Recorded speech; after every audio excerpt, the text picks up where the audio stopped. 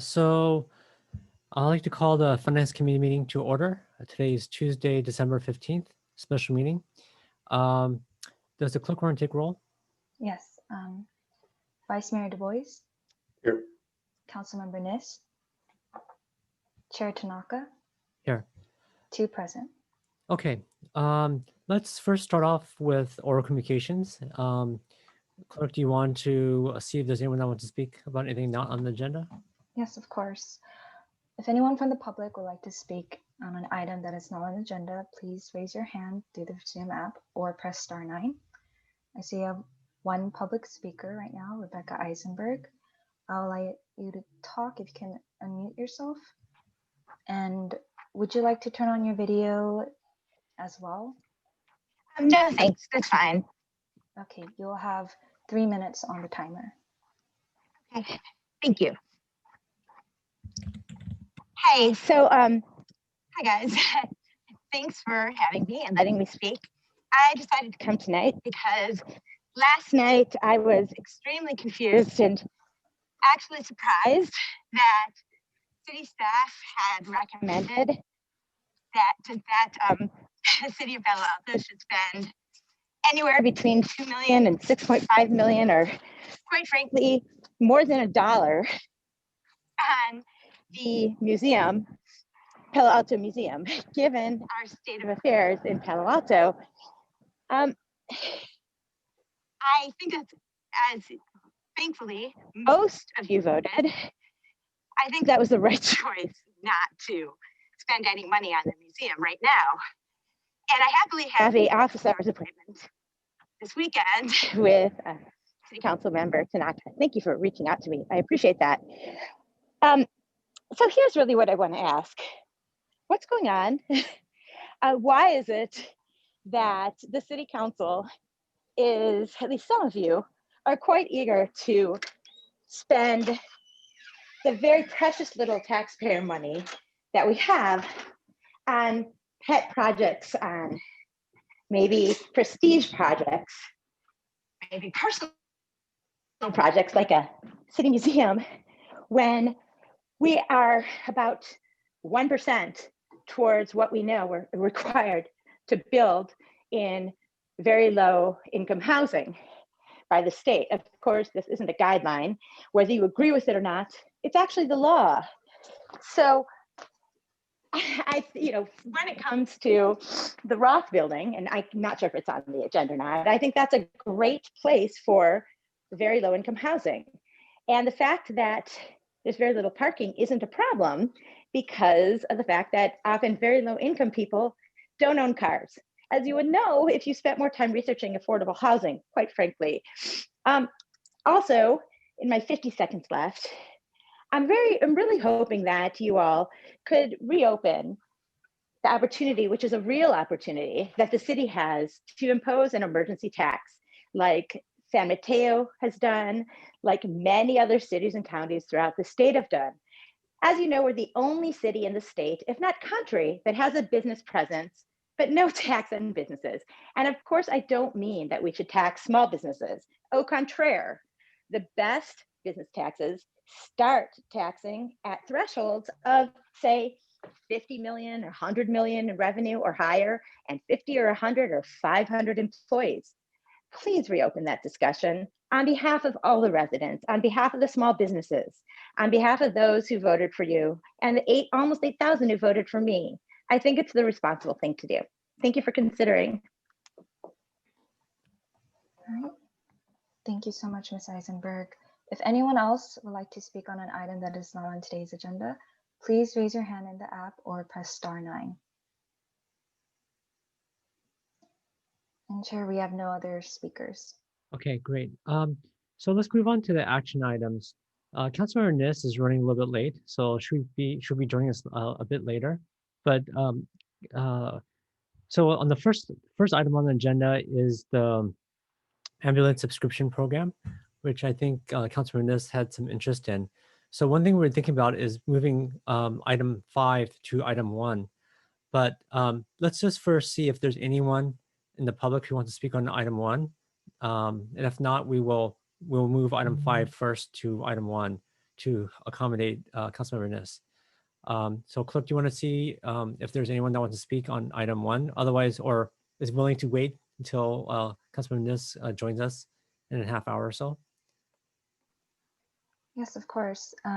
If anyone would like to speak on the item number 1, please raise your hand, and we have 1 speaker. So Rebecca Eisenberg, I have allowed you to speak, and if you can unmute yourself.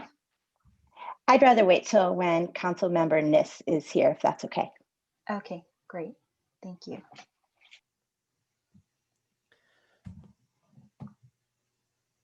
And if anyone else would like to speak, we have no other speakers. Okay, so we will do item 5 first then. And first quarter fiscal year 2021 financial report. Does staff have a presentation they'd like to review with us? No, Council Member, we do not. Okay. This is just an information item.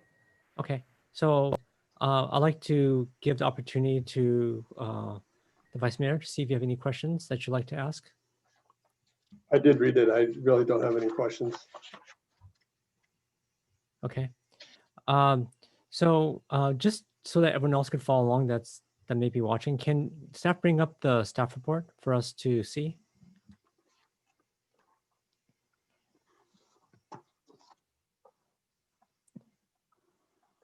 And I haven't had a chance to eat dinner, so I'm going to turn my video off, but I'm still here.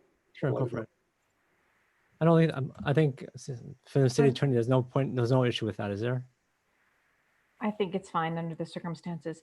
And Chair Tanaka, remember that you do also need to take public comment on this item. Oh, yes, true. Let's do public comment first. So, does the clerk want to see if there's any members of the public who wants to speak on this item? Yes, of course. If anyone would like to speak on item number 5, please raise your hand on the Zoom app or press *9.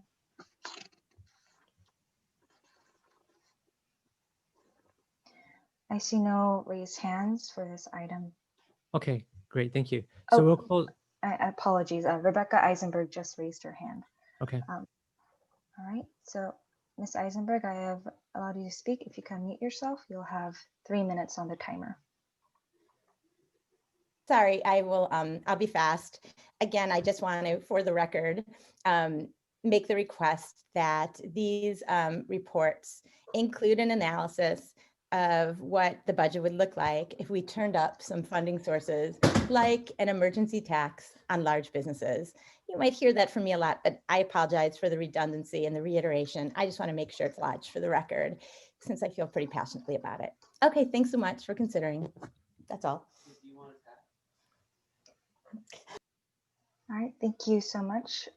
And if anyone else would like to speak on item number 5, please raise your hand in the Zoom app or press *9.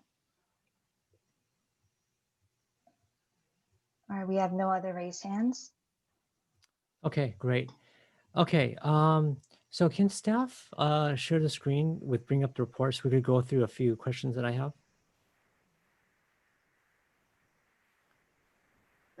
Okay, great, thank you. Can we go to page number, let me see, page number 6, please?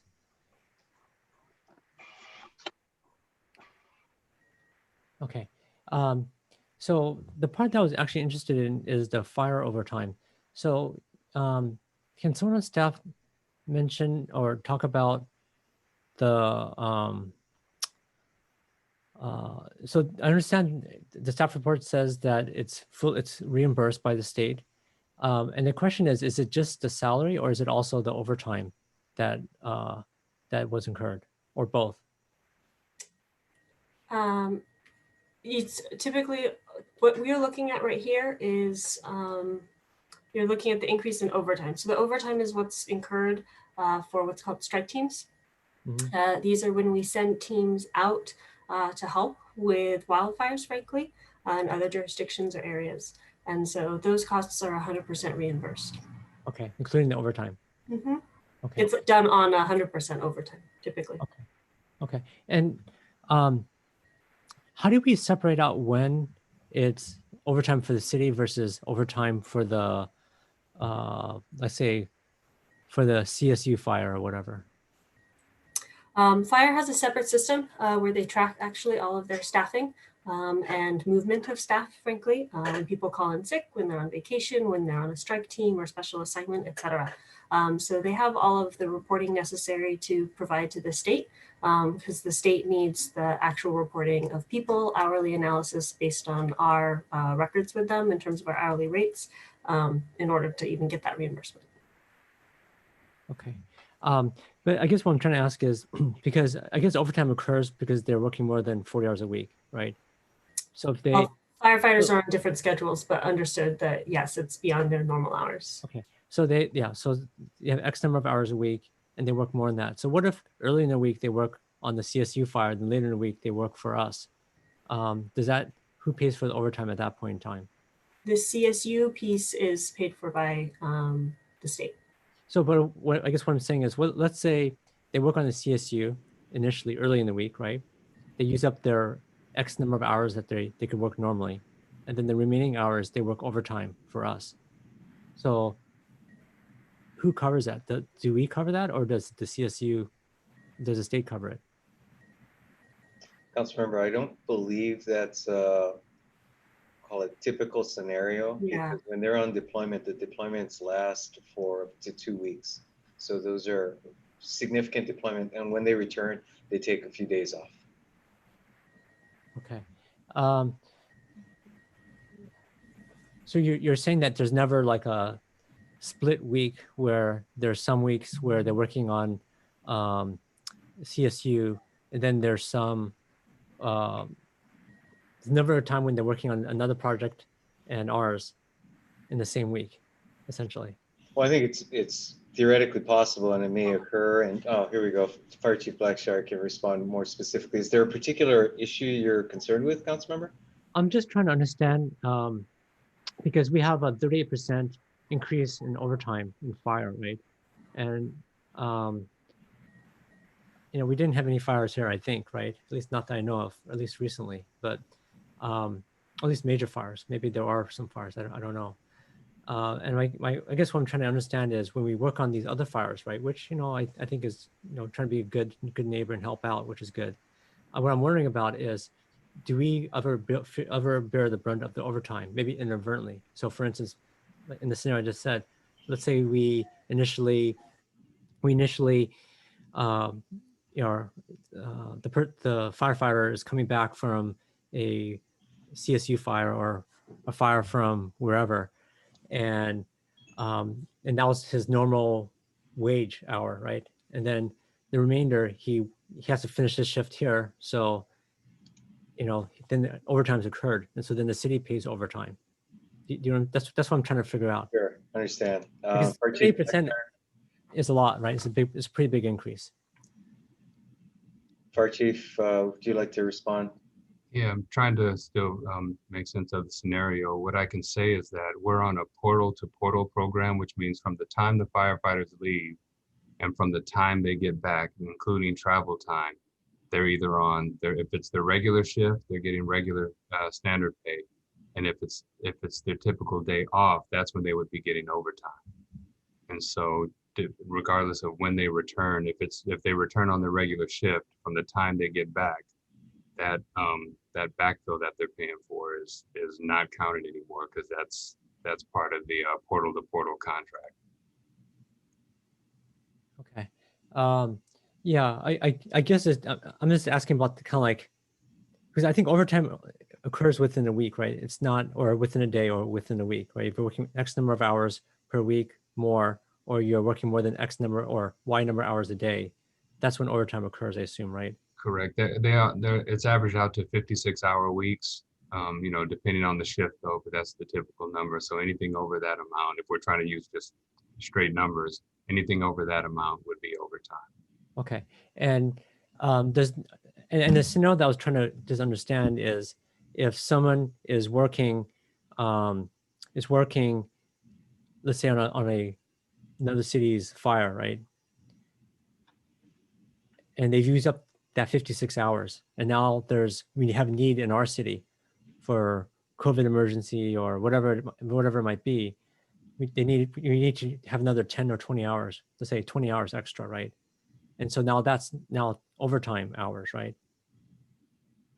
It wasn't overtime hours for the foreign fire, right? The fire in a different city, because that's within the 56 hours. But then from the 56th hour to the 76th hour, they're now working for us because we had to backfill for whatever role we had here, right? Correct. For that overtime. We For that keep overtime. unit, we have the personnel that we use to keep that unit in service that's gone on the strike team. Is that what you're referring to? Yeah. So let's say the person that went on a strike team. So the strike teams, I guess, are teams that go to other cities, right? Correct. That's what, okay. So this person goes to other cities, and they use up their, door to door, they use up their 56 hours. We have some sort of emergency in our city, right? And now suddenly the person is now doing overtime for that week, right? And so the question is, who pays for that overtime? Oh, so you're talking about the backfill is what you're referring. So the personnel that are working overtime to fill those positions of the personnel that are on the strike team. Well, that's another way of thinking about it too. It could be that. It could be like you could think about it like that, or you could think about it for the same person. So that's another maybe more common scenario. So I'm just thinking about as we deploy our firefighters to other cities, as overtime is incurred as a result of that. Right. That backfill, that's covered as well as backfill and overtime. So okay, they cover it. So we send a unit away and they're on their schedule and working overtime. And then we put another unit in service. So the community's not void of a unit of a resource. Okay. And that is filled with backfill, unless depending on how the shift numbers are, we may have enough to cover maybe 1 or 2 spots, but to fill that resource, we do get reimbursed for. Okay. So you're saying that if a strike team is deployed and they incur overtime on that strike or fire, the state covers that fully. And if we have to backfill someone with extra overtime, the state covers that too. Correct. Oh, great. Okay, perfect. And in a scenario of the person who's on a strike team used up their 56 hours within a week and has to do additional duties here in the city, is that also covered? Well, once they're on a strike team, they're a state resource. They're no longer a Palo Alto. No, I mean, after they come back. So let's say they go on their 56-hour tour, right?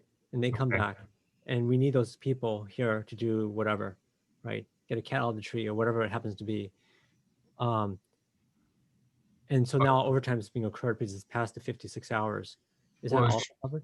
Yeah, whenever a firefighter is working any shift above their normal schedule, it's overtime. So I'm assuming you're talking about if it's an emergency where we need additional resources of our own personnel. So we put a reserve engine in service with our personnel. If they're off shift, that would be overtime for them, even in the case of an emergency. Yeah, my question is whether that's covered also by the state. No, not if it's within our jurisdiction. No. Okay.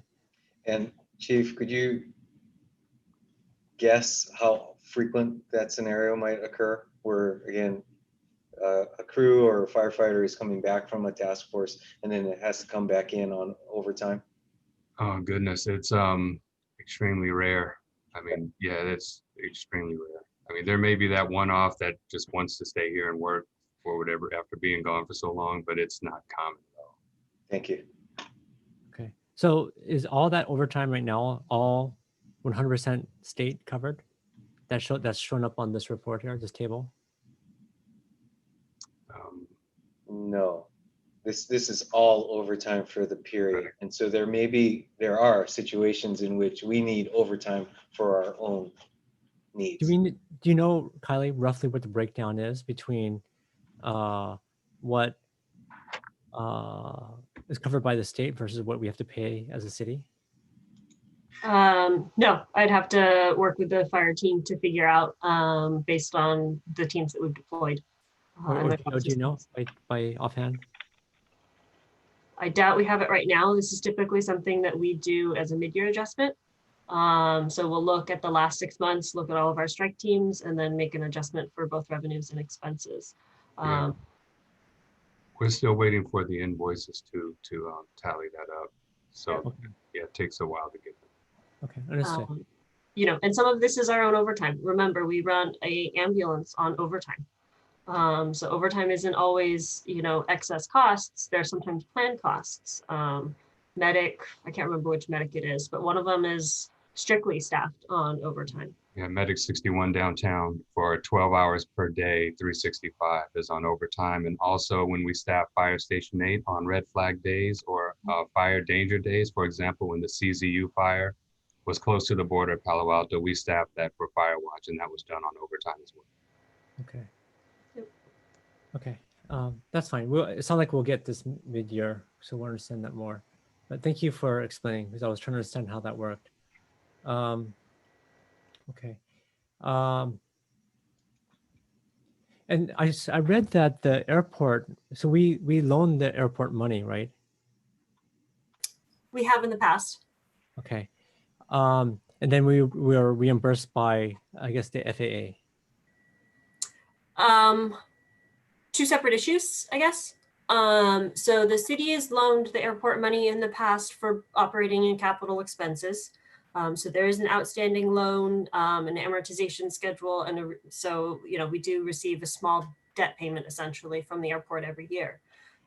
Separate and aside from that, the airport does receive receipts from the FAA because most of the capital projects are in large part funded by the FAA. So typically the split is 90% FAA, 10% city costs. So for the most part, any capital improvements that they've been doing, like the apron reconstruction projects, are 90% funded by that FAA grant. Okay, can we go to that page, page 8, please?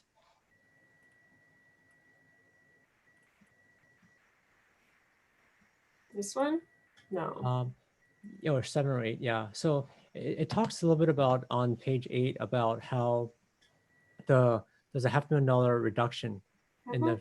So is it the federal government just decided that they're not going to give us an extra $500,000, or is it what was the? Do you know what caused this decrease? This is just looking at year-over-year changes. So there's a difference from the prior year. Okay. Because there's a difference in the level of the FAA reimbursement for the construction project between last year and this year at this same time. I see. So it's not against expected. It's just okay. It's just planned. Okay. It's year-over-year changes. Okay, that's fine. Mm-hmm. Okay. Trying to see if there's anything else that jumped out at me.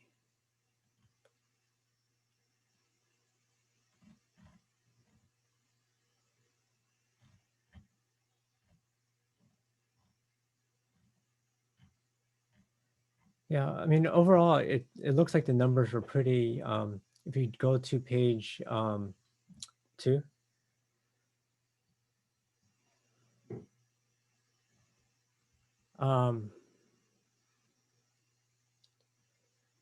Yeah, thank you. So the percentage change, actually, is there also a table in here that shows the actuals versus the forecasted? Oh, Kyla, I think you're muted. Sorry.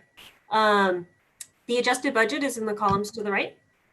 No, I mean for the Q1 quarter. So this, I think the other ones on the right is the year, right? Yeah. And the one on the left is quarters, right? Mm-hmm. Yeah. So is there a fiscal year Q1 forecast? We don't typically look at things or budget. No, so that we could. I was just curious to see how much it differed from the budget, right? I see. So I think where you'll appreciate this more, council member, is in the item 3 tonight. If you look at the preliminary general fund forecast, it actually shows the projected FY21 receipts versus the FY21 budget. See, this report only provides actuals through Q1.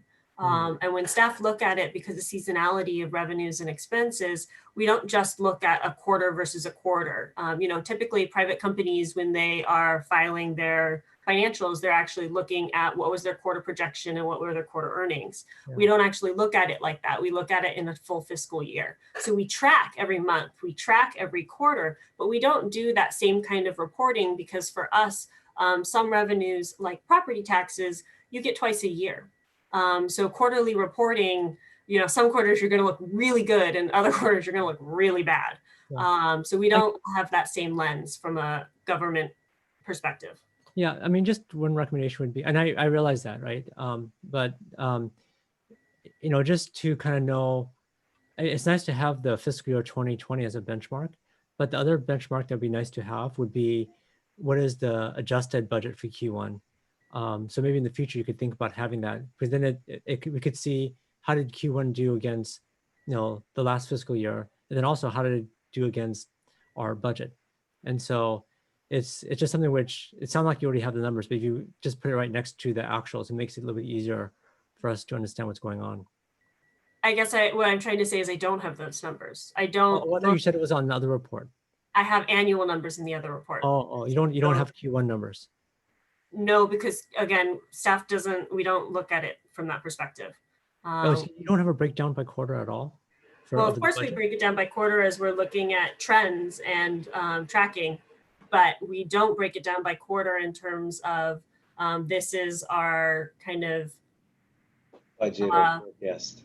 I'm sorry? We don't do it for budget or forecast. No. Not at a quarterly level. We Right. would track actual expenditures, but not going forward. Mm-hmm. Huh. So for fiscal year 2021, you don't have a breakdown of each quarter? Well, I have it broken down by actuals for each quarter, yes. But not you don't internally split up the budget year. at a quarterly level.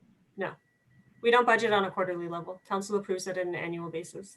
I see. And so even internally you don't try to think about it, so you could kind of track actuals versus budget. We'll track actuals on a percentage of year to date, but not again against any effectively arbitrary breakdown by quarter, because again, that's not the way that the expenses are incurred.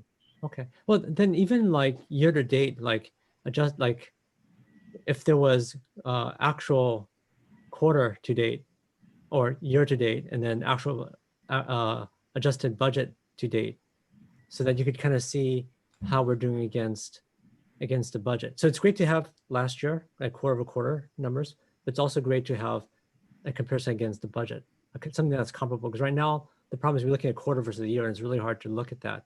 So if we could look at it by at least year to date, if you have year to date for both, that would also be very helpful.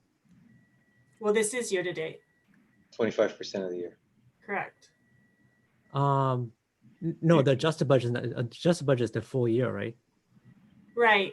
But you just said you wanted actuals, year to date actuals, which is what? No, against budgeted, for the same.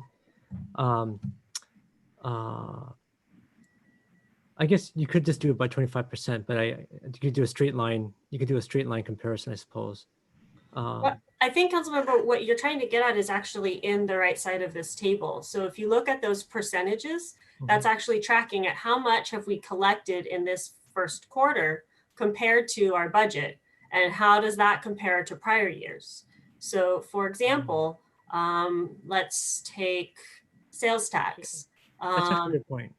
So sales tax, our current budget is 20.5 million. If we look at our receipts in 2021 of 1.7 million, we're at 8.3% of our total budget. At the same time last year, we were at 7% of our total budget. So I think it might be doing what you're looking for. Yeah, actually it is actually. So I thank you. That's a good thing to point out. So if we look at fiscal year 2020 versus fiscal year 2021, we're slightly less than 2020, but it means we're probably on target then, given that, although there's serious weakness in the TOT and well, mainly just the TOT. The rest of them are yeah. Thank you for explaining that, Kai. That was really helpful. So Problem. yeah, so that is yeah, and you guys talk a lot about the TOT issue. Okay, actually, can we go down to the expenses? And Councilman Miss, thank you for joining. If you have any, we moved item 5 first, so that you could participate in the ambulance item, because I thought it'd be useful for you to hear that. So feel free to ask any questions. The Vice Mayor had no questions, so I'm just asking a few questions here. We were a little bit kind of waiting for you, but we'll wrap it up quickly. But if you have questions on this, feel free to chime in. So looking at this chart, we could do the same thing, which is expense-wise, we are running a little bit more than expected, and They were running a little higher than prior years, and that should be expected, right? In 2021, we basically dropped a lot of expenses. So we stripped out vacancies across the departments. We pulled down contractual. So, you know, we don't have as many vacancies across the organization. Everyone's running basically at and against their reduced targets or reduced budgets. Yeah, more I look at this, more like how you did it. So it's interesting to see community services actually is running leaner right now versus budget. But police and fire are the ones running much more comparatively. And administrative services, you guys are doing a good job in running leaner, which is good. Planning development services is kind of interesting, but that's cost recovery for most part, I assume, right? So we're okay For the most part. Yeah, so we're okay there. Have And so we frozen across the board?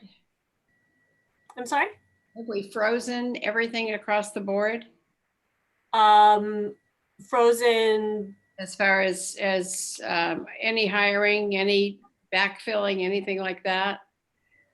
I would say yes, we do have a hiring freeze, but there are definitely essential roles that we do continue to hire.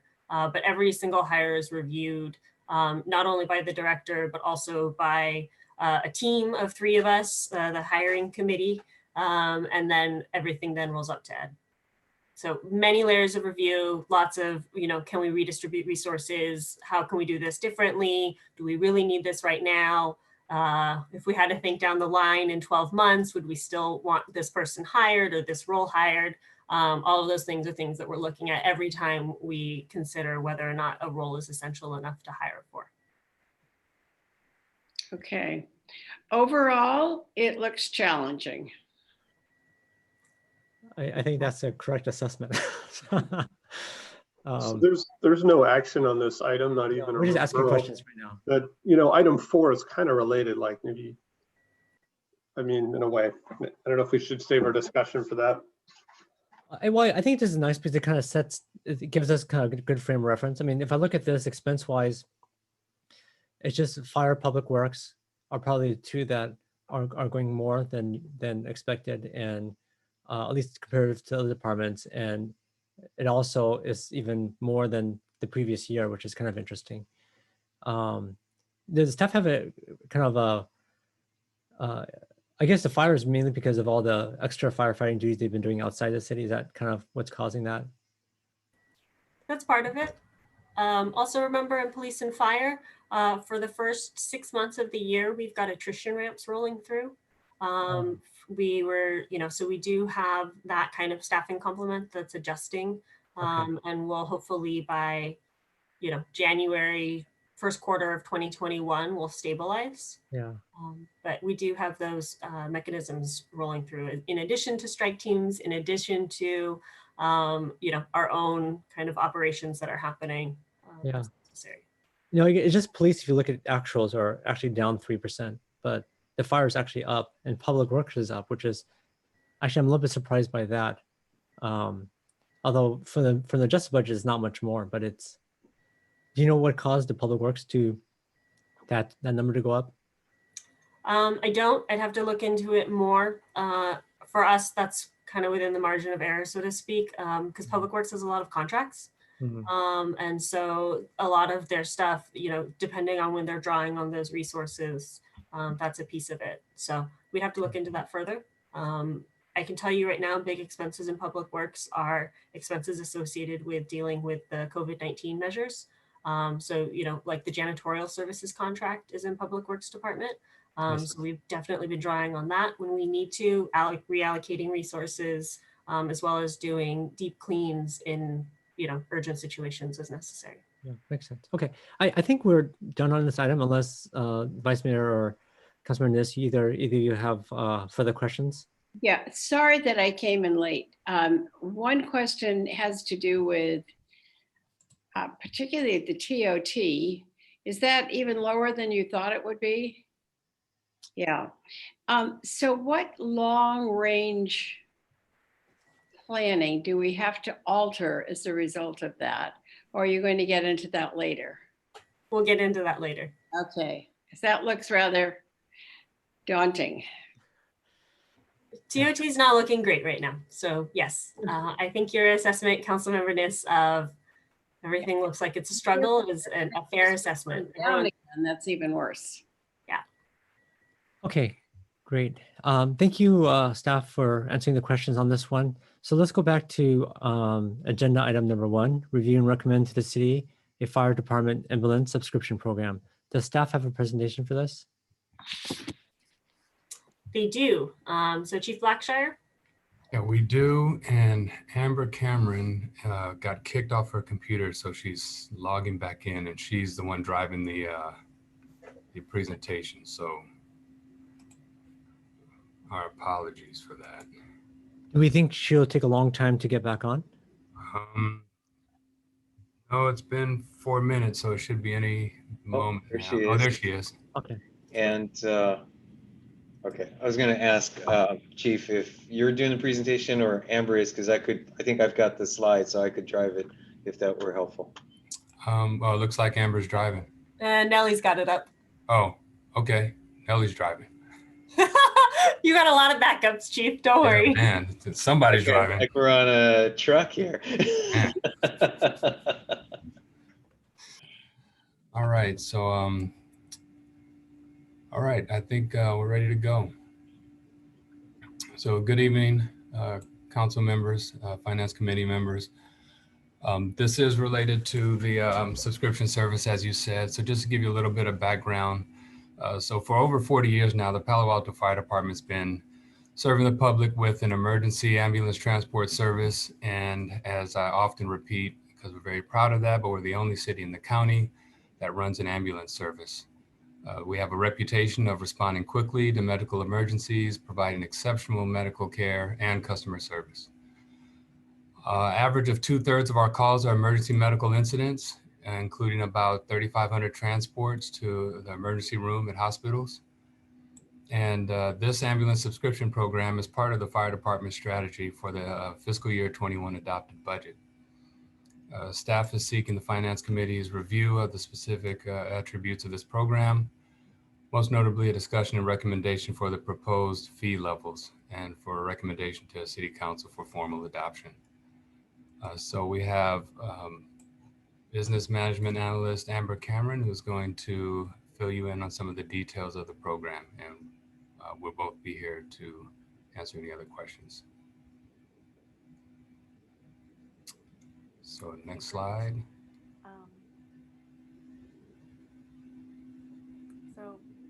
I'm Amber Cameron with the fire department. I think she's muted. Yeah, you're very quiet, Amber. If you could speak up or change your, we can hear you. Yours is super quiet. Yeah. Check your volume. Okay, is that better? A little bit. Little bit. I mean, my volume is pretty high. Now it's good now. It's good. Thank you. It's good now. Okay. I'm so sorry about that. All right. So to give you an overview of our transport billing currently, we have a base fee of $2,460 that we charge whenever we transport someone to the ambulance. We have a contract billing company that collects the payment from insurance or other insurance programs, as well as the co-pays from patients when we take them to the hospital in an ambulance. And this table here on the slide gives you an overview of our main types of patients and their coverage. So someone with Medicaid or Medi-Cal, usually that program is primarily for low-income folks, and they have no copay. There are caps on what we're allowed to collect and charge, and the patient, if they're covered with Medicaid or Medi-Cal, does not pay anything out of pocket when we take them to the hospital. Our patients that are covered by Medicare, they usually pay 10 to 20% of the total fee as a copay, but it's not uncommon that those folks have a secondary co-insurance that will cover the copay for them, so they're not paying out of pocket. Our other type of patient would have coverage with commercial insurance. And so commercial insurance is what we use as an umbrella term for folks that have insurance through their employer or private pay insurance. So things like Blue Shield or Cobra, those are considered commercial insurance. And those patients do have co-pays depending on their plan.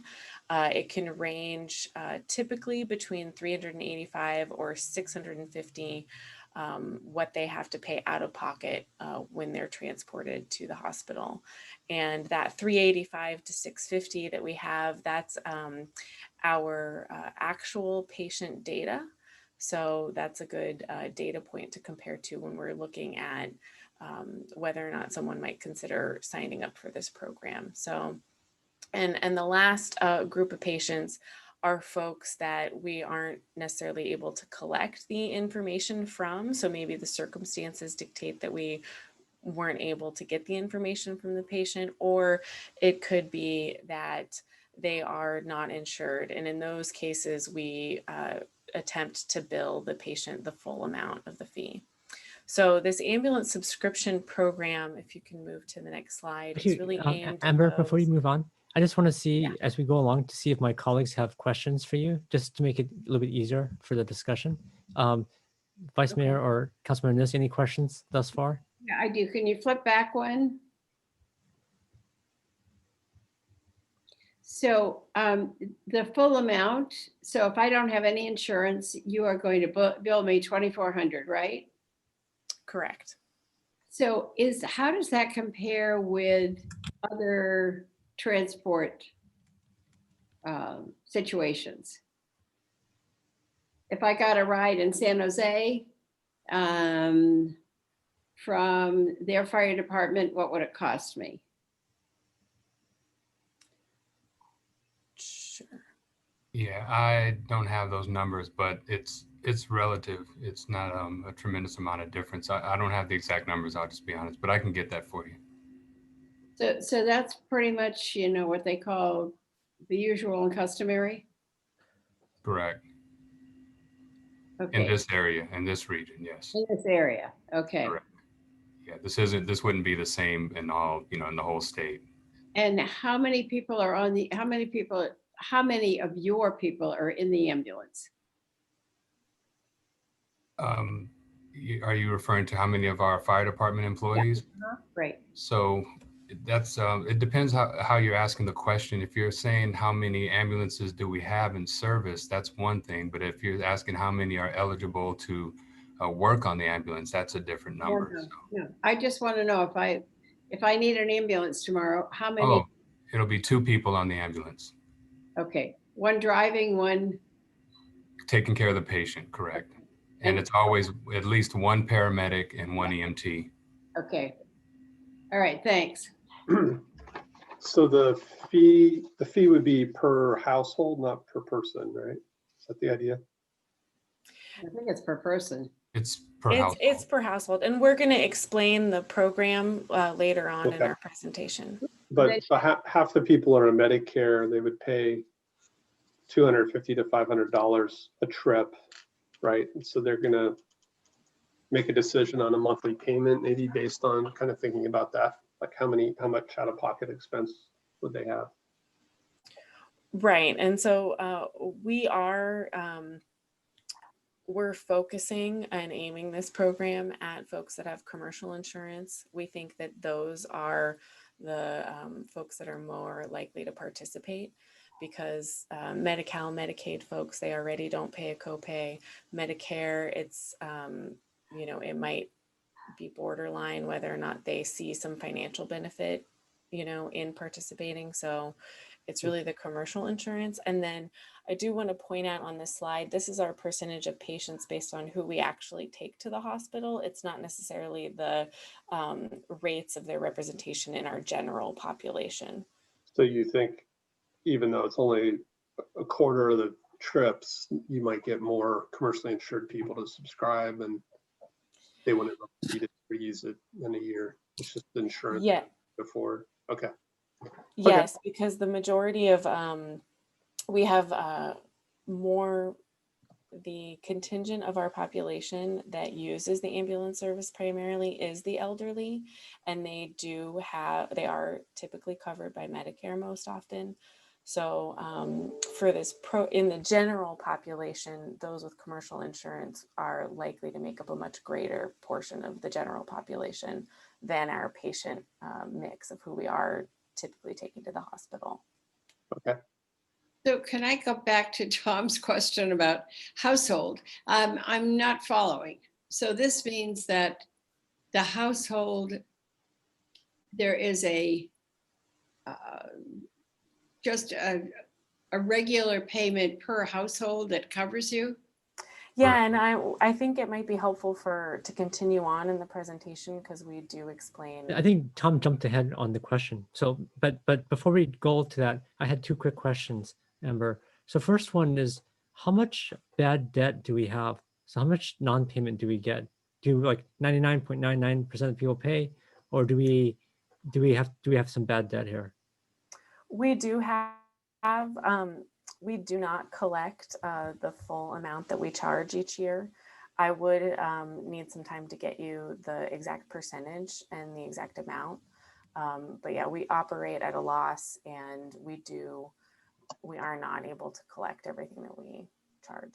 I think that'd be a very interesting number. And then the second question is, how many people are Palo Alto people, like Palo Alto residents versus non-Palo Alto residents? Do you have that breakdown? I would also have to work on getting you that information as well, but we can.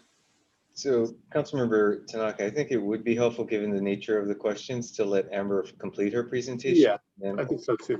Questions? Thank you. So we can move to the next slide. So the program, again, would be aimed at folks with commercial insurance. It's going to be completely voluntary. So participants will self-select to enroll in the program, and then they can terminate at any time. So it's not an ongoing enrollment. They can choose to terminate whenever they feel like they no longer want to participate. And the program itself covers the cost of the copay for ambulance transport. So if you are participating in the program and you're covered under the program and you have to go to the hospital, you don't have to worry about paying any out-of-pocket expenses for that at the time when it happens. This essentially covers that cost for the city. There are a few other programs in California that we've modeled our program after, and they've been established as early as 1985. So this program is not a brand new program to the state. We are replicating a model from other cities that have already done something similar. We did conduct informational interviews with the cities that we were able to identify that have this program, and they reported approximately 25 to 30% of their total population did self-select and enroll in the program. Next slide, please.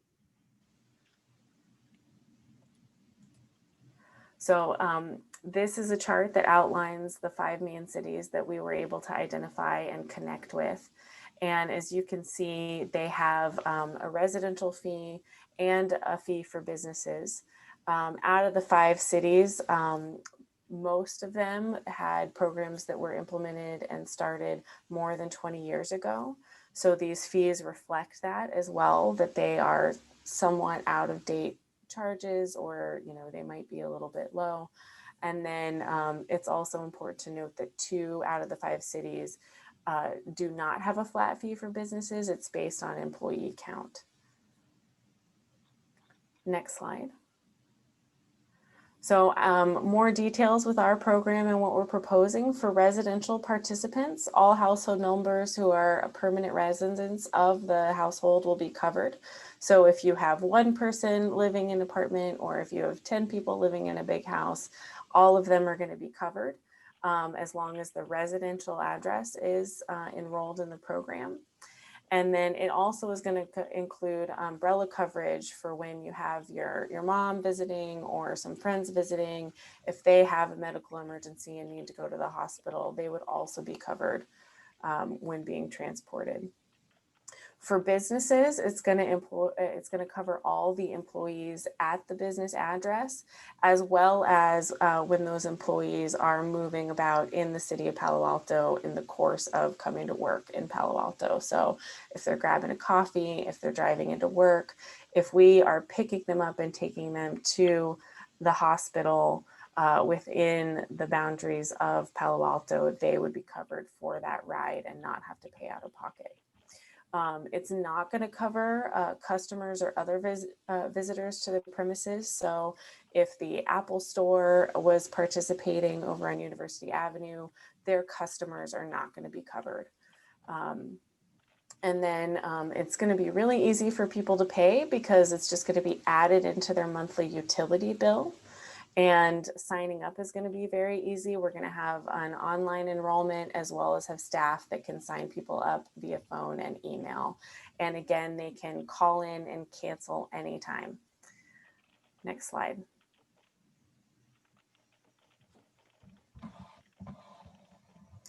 So one of the things that we're asking from the committee today is to help us make a decision at which amount to set the fee at to participate in this program.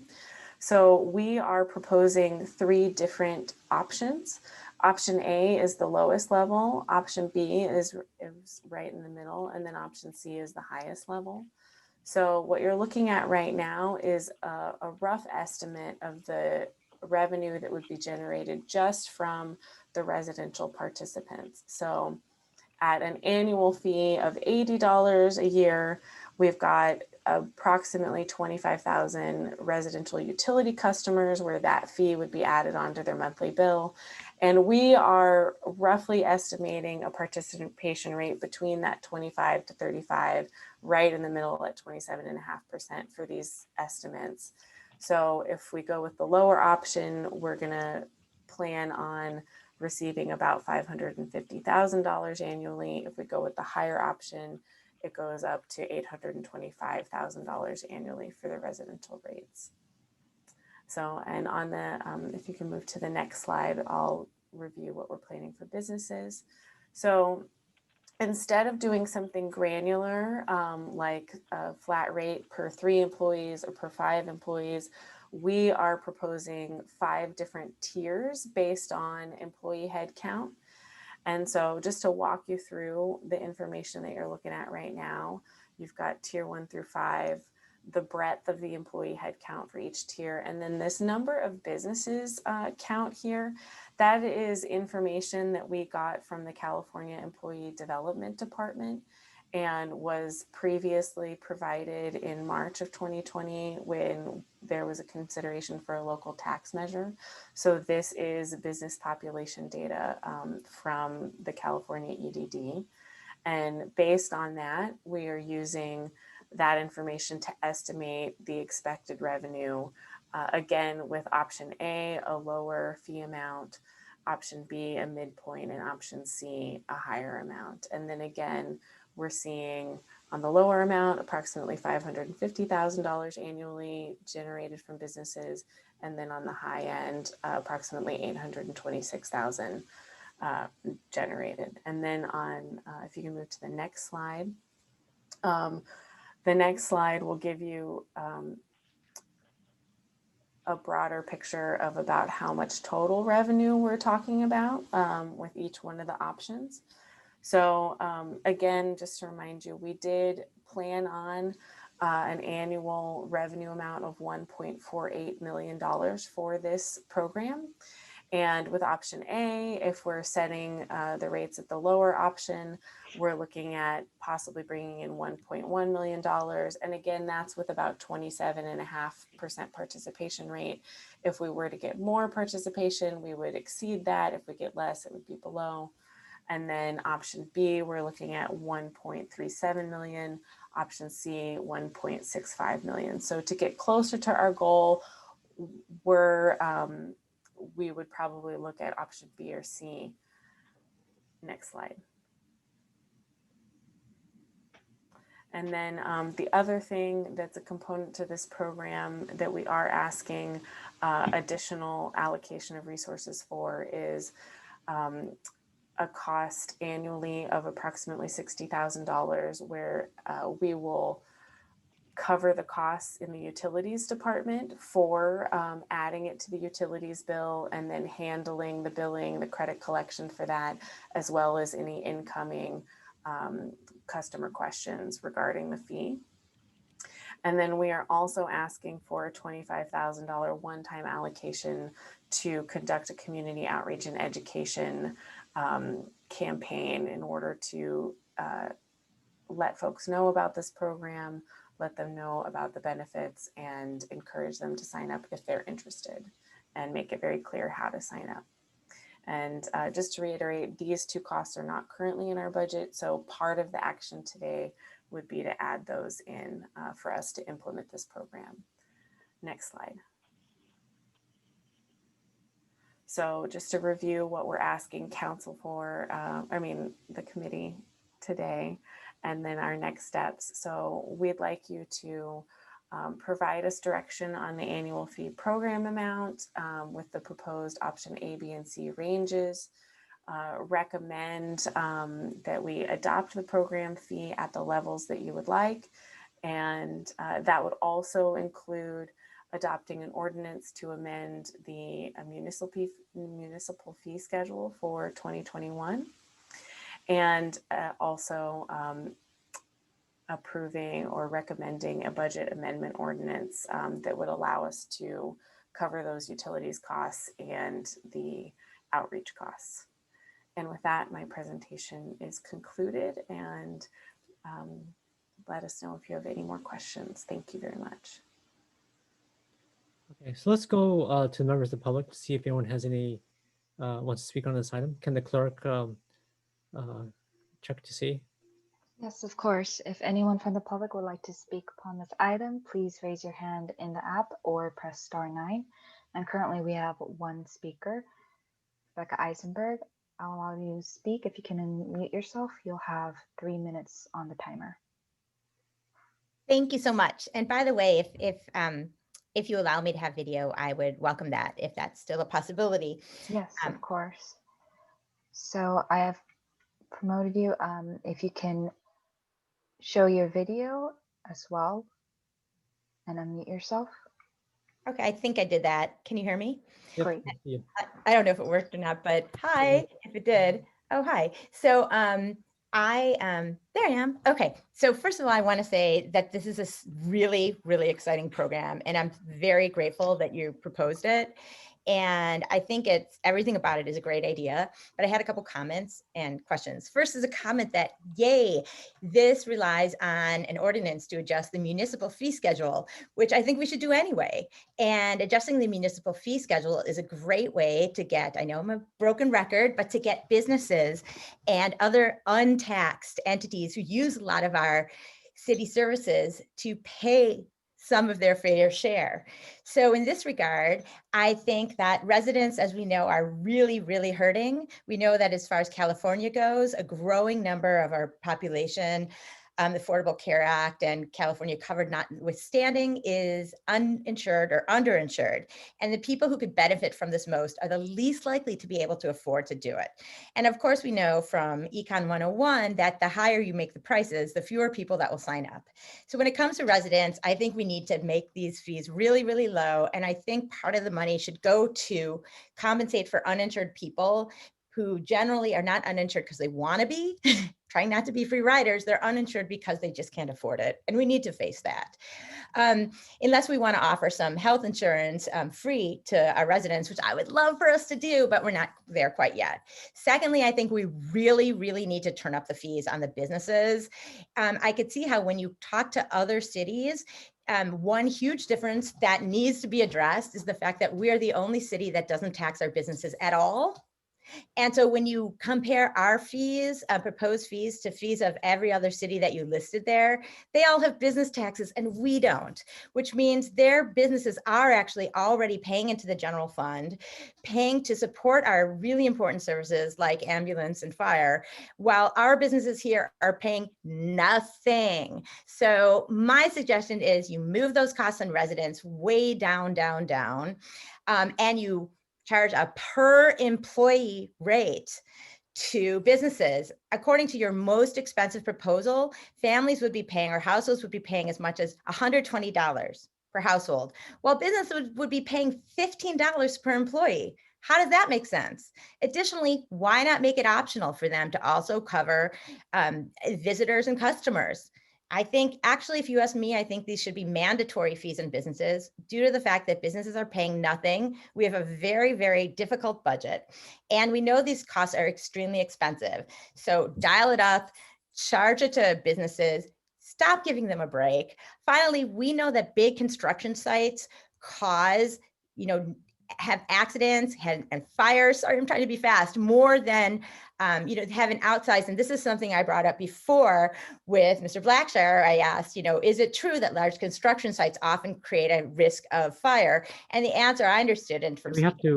is yes. Anyway, so projects like Castellea absolutely need to be charged this too on a per Ms. employee. Eisenberg, we have to move on, but Thank you. Clerk, do you want to see if anyone else? Otherwise, we're going to close public hearing. I don't see Yes, any. thank you. Yeah, if anyone else would like to speak on this item, please raise your hand or press *9. And yes, there are no other public speakers. Okay, so we'll close public hearings and come back to the committee. So any additional questions for staff? I personally actually like going through the questions as we present, because we're such a small group here, and it's less context switching. But anyways, we'll do as the manager asked on this one. But any questions for staff on the program? And council member, I also want to advise that our EMS chief, Kim Roderick, is also on the panel. So if you have any question about billing, as council member Nis did, she can probably provide some clarity to you. Sure. Liz, do you have questions, or you want me to go? We can hear you now. I You're was- muted. Yeah, You're sorry, muted. I was muted. Yeah. Why aren't we just choosing the most expensive one? Is there a reason?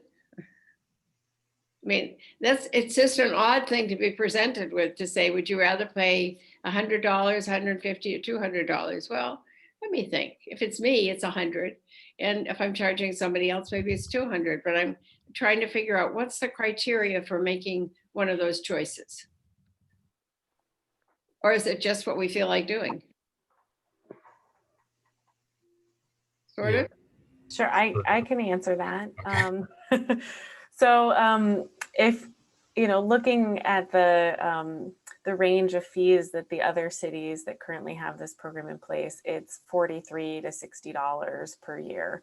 And we do feel like those are somewhat low since they were adopted, many years ago, and they haven't necessarily been adjusted as the cost of living has increased. But we also weren't sure what the appetite was, and the thoughts might be from the council. Our original estimates did that we, put together in the budget did include a $10 a month, so $120 a year fee. But we did want to consider other options because there might be, in comparison to the other cities, as well as it might have some impact on whether or not people participate. So what it would seem though is if you charge less, you're probably going to get more. If you charge more, you're probably going to get less. So we aren't quite sure which way you want to take it. Yeah. I don't know. What are my colleagues think? I think it's complicated. Okay. So, I mean, it really depends on your insurance and how much, you're going to pay out of pocket, what your annual limit is, right? And then this kind of decision, like, do you want to buy extra insurance, essentially? So first of all, thanks for the presentation. It's really creative. It's really interesting. So it sounds like the first question I had was like, how are you going to determine who are permanent residents? But I guess you just have to register, and you can register month to month, essentially. It would be associated with the residence address, correct? Right, but if there's shared housing or roommates, as long as you're registered, I guess when you need the ambulance, then you would have to show proof of residence and a address that's registered with that program. Okay. Okay. I mean, we may just want to think about that one. I guess if you can't show proof of residence, even if you're living there, it might be an issue. But so the adoption ramp up. I think in the report it said that other cities said they had strong marketing programs. That's kind of my biggest area of concern is like, how do you market this?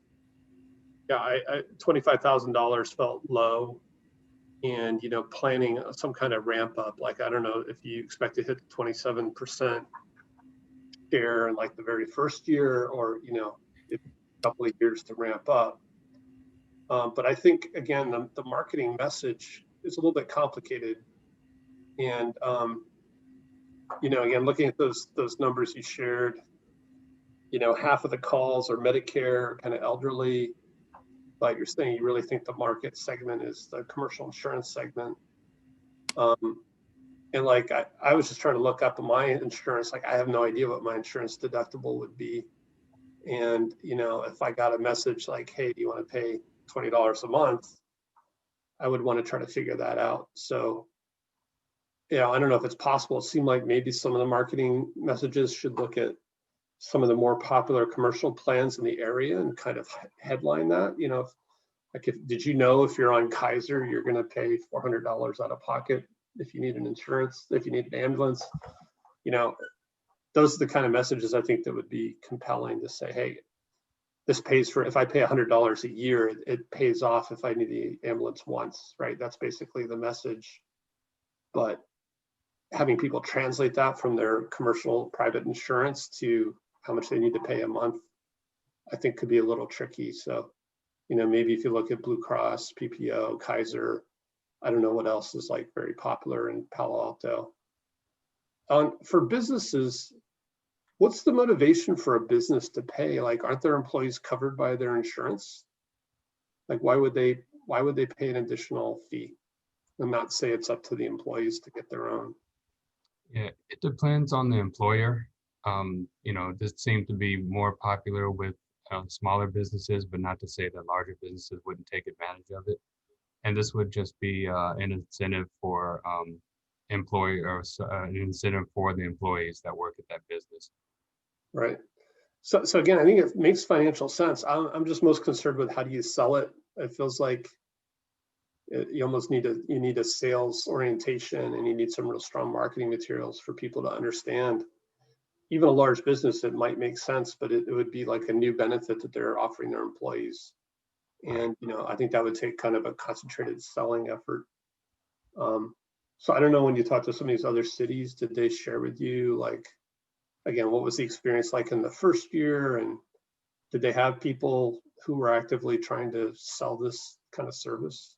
Right. That's actually, I do share your sentiment. And what we heard from the cities that we have talked to is that most of the marketing most of the emphasis has to be put in the first year, because once you have that promotion or that marketing campaign, it's really hard to follow up on that and figure out who moved out of the city, who moved into the city, kind of a one-off.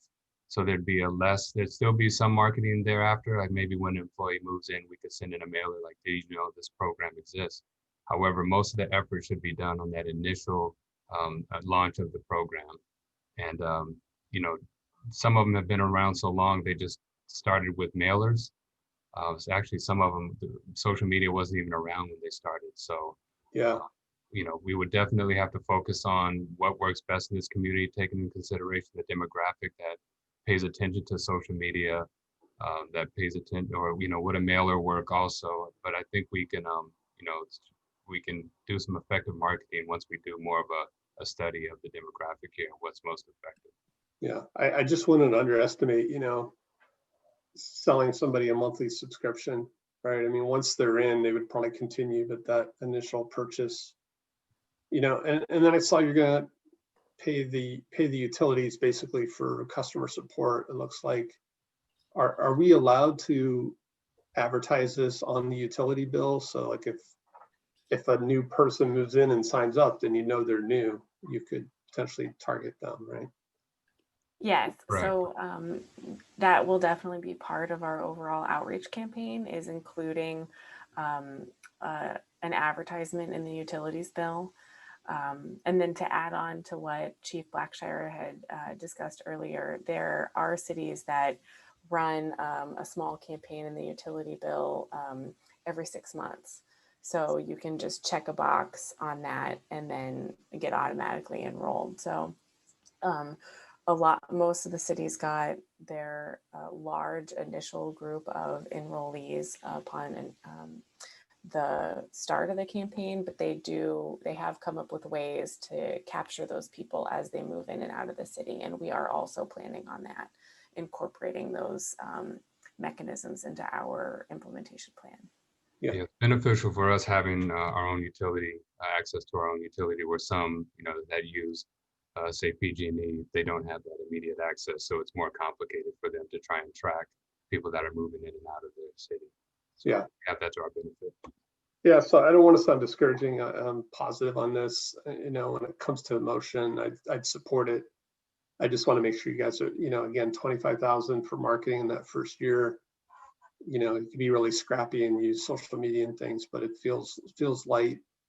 And I think it'd be good when you come to council, if you have any like early sample marketing material, that would be good to see, or maybe flesh out a bit more on the marketing plan. Sounds good. Yep, thanks. So I have some questions here. So it's kind of related to what the vice mayor was asking earlier. Is it legal for us to bill people through the utilities department? I mean, we're kind of getting sued on this right now. So I'm just wondering, can we actually do that? Can we actually put extra charges in utility bills and transfer it? I mean, I just want to make sure that's legal. Is that? Councilmember, this is not an imposed cost. This is a voluntary program. It's completely unrelated to the litigation that we talked about last night. Okay, but I'm saying that we're allowed to collect money for other purposes other than utilities on the utilities bill. With the consent of the customer. Okay, just want to make sure. Because otherwise, I think it's a good idea. But if there's legal issues that we don't know about, it's good to know about them. Has staff done work around because it would seem to me that there's probably like a very small minority of people in the city that use most of the services, I would assume, but I don't know if that's true or not. Do we have some sort of data on how the distribution of services look like in terms of, the top 1% uses X percent of the service, the next percent uses, this much of the service. So we know like how skewed it is, because I don't think it's even across the city. I think there are some places, maybe like retirement homes, maybe a lot of usage, or construction sites, maybe lots of usage perhaps. And then other places where there's probably very, very low usage. Does staff have a, because you guys do the call, so you have data somewhere, but you have it compiled somewhere where you could see what the distribution looks like? No, we don't have anything to that detail. From the time frame that we had to pull this together, more time could be put into it, but we weren't able to. We didn't think about grabbing that for the purpose of this proposal. Okay, because I think that's because this is essentially a insurance product in some ways. And when you're doing insurance products, it's really important you understand the distribution, because insurance works well if the incident is randomly distributed among the people you're selling insurance to.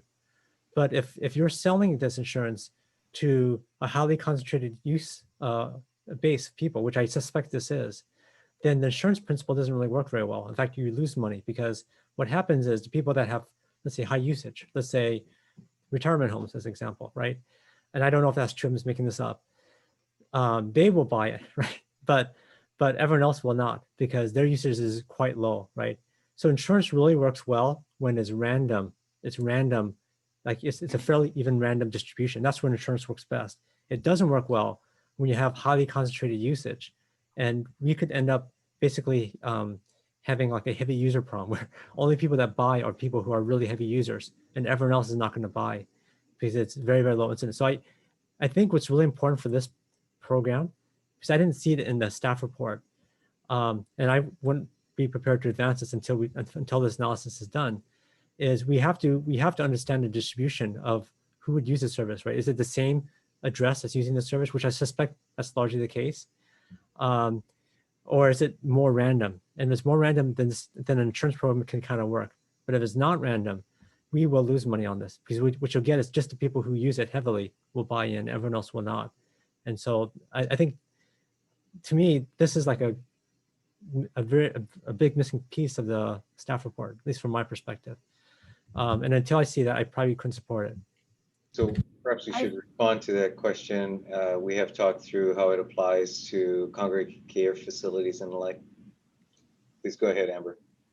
Sure. So I think I can respond to some of the content of your comments. The primary use, the elderly do disproportionately use the ambulance service. So their proportion in our general community is much lower than their proportion of, the makeup of our ambulance patients.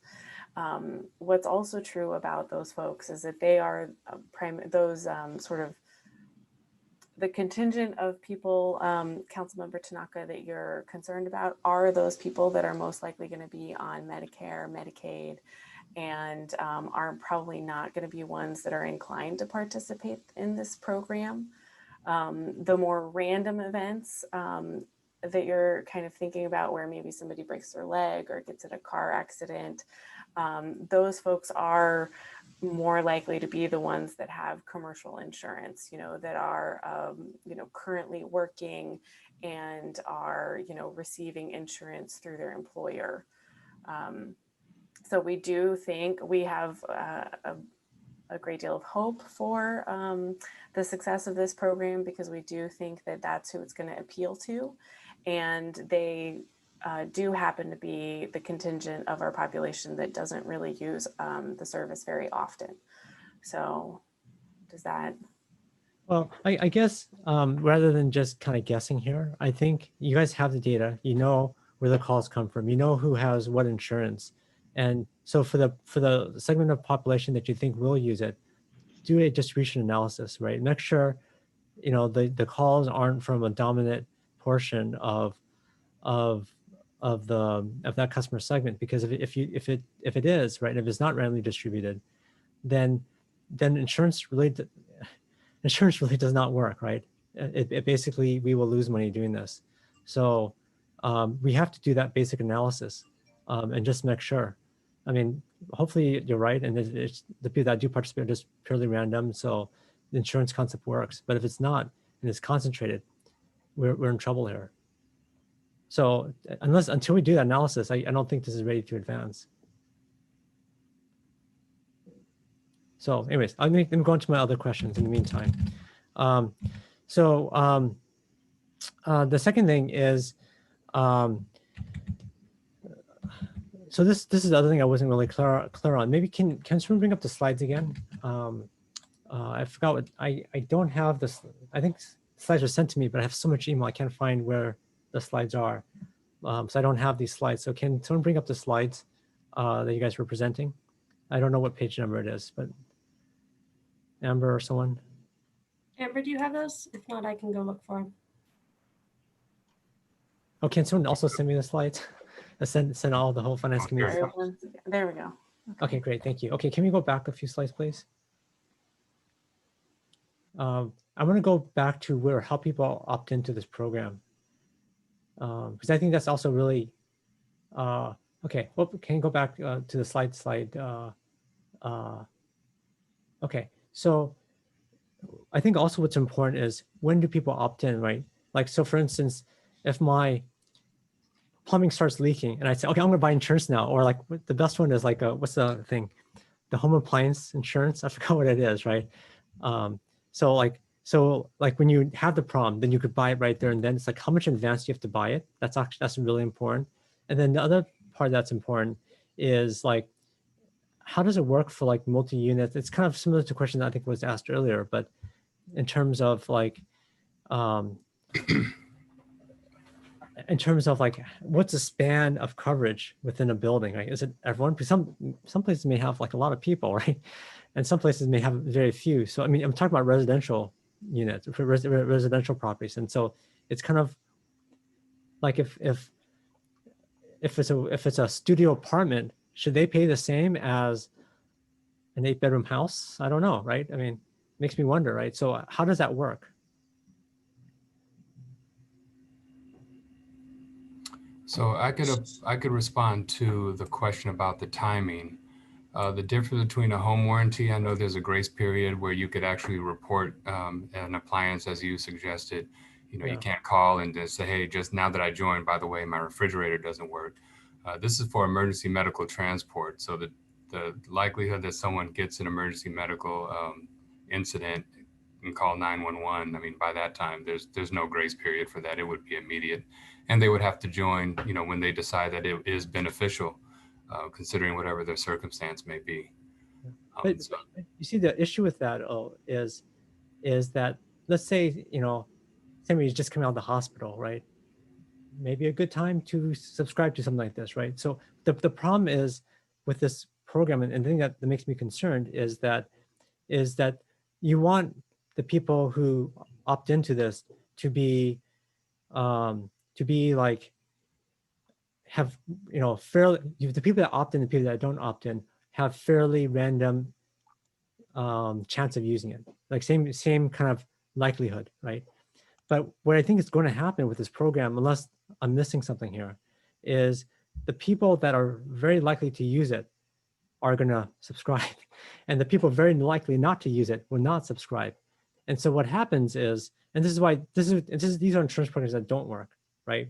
And this is, yeah. So anyways, but thank you for that question, because I think even if it's the day before, if someone could subscribe to the day before versus a year before, you start getting this less advanced notice you need to subscribe, the worse you get, the worse the problem becomes, right? Now, sure, if somebody just suddenly has a stroke and no prior, you know, signs of that, okay, yeah, I get that. But, you know, sometimes people know what's going on, like, oh, the person fell down a couple of times, we should probably, you know, so I'm just worried about, you get the heavy user problem in insurance, right? Which is when insurance programs fail. But anyways, okay, and can someone else answer the question about what is the span of coverage within, you said everyone in the household, but the households differ widely in sizes, right? From a studio apartment all the way to, like, you know, large houses with a lot of people living in them. Or, oh, go ahead. Okay. So the program does cover everyone at the residence. There's an average of 3 people per residence in the city of Palo Alto. For instances where there's a duplex, those are billed in, you know, specifically to the address utilities wise. So that would be 2 separate residences, a large apartment complex, or a residential care facility as well. Those individual apartments or units are all individual residences.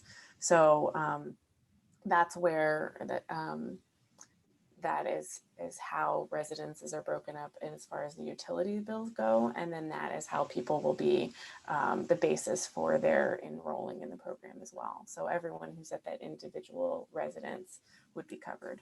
It just strikes me as being like the pricing is going to be hard because of studio people versus large houses. So anyways, to me, I understand why you're doing it for the utility reasons, but that also strikes me as like people may not feel that to be very equitable. Okay, and then the other thing is do we know how these other programs in other cities are performing? I noticed you picked all the Southern California ones, and it looks like there hasn't been a lot recently. So, which either that's just a sample you had, and it's actually spreading quite popular, we just don't know about it, or this program has not really done very well. So a lot of the cities aren't copying it. Have you guys looked at how the program is performing in those 5 cities you showed us? So we have looked at them, and they're actually all performing really well, which is why they've sustained for, in some cases over 2 decades. There hasn't been any intent or desire to remove the program because of the participation rate. And the whole benefit, or the whole, behind this proposal is the success of the business of the agencies that we contacted. The level of success we felt was beneficial to be part of this budget strategy. They're not saying that what you're saying is there's some validity to it. However, if we're looking at the practice and the how the campaign works in other cities, we thought that it would, we could mimic most of the success in those cities, because we feel that it's a benefit to the residents to have this available to them. That's why they still use it. And we think they deserve, this level of service to where they have this to their disposal. I could ask a quick follow-up, Chief Blackshire, in terms of the comment that Councilmember Tanaka made about only Southern California cities, is it accurate to say that this program is limited to those cities that do run their own ambulance service? Correct. And it's more dominant in Orange County because the cities kind of see another city do it, and they kind of tag on. But it does have to do with agencies having their own ambulance service. There's even agencies in, I believe Beaverton, Oregon also has a subscription program. But if they contract with an ambulance provider like the county, they're not able to have such a program. So it's another benefit to us having our own ambulance service that we could participate, or at least offer this to the citizens. So do we know, does this program make money for them, or they lose money doing it? Do you know how much bad debt these guys have?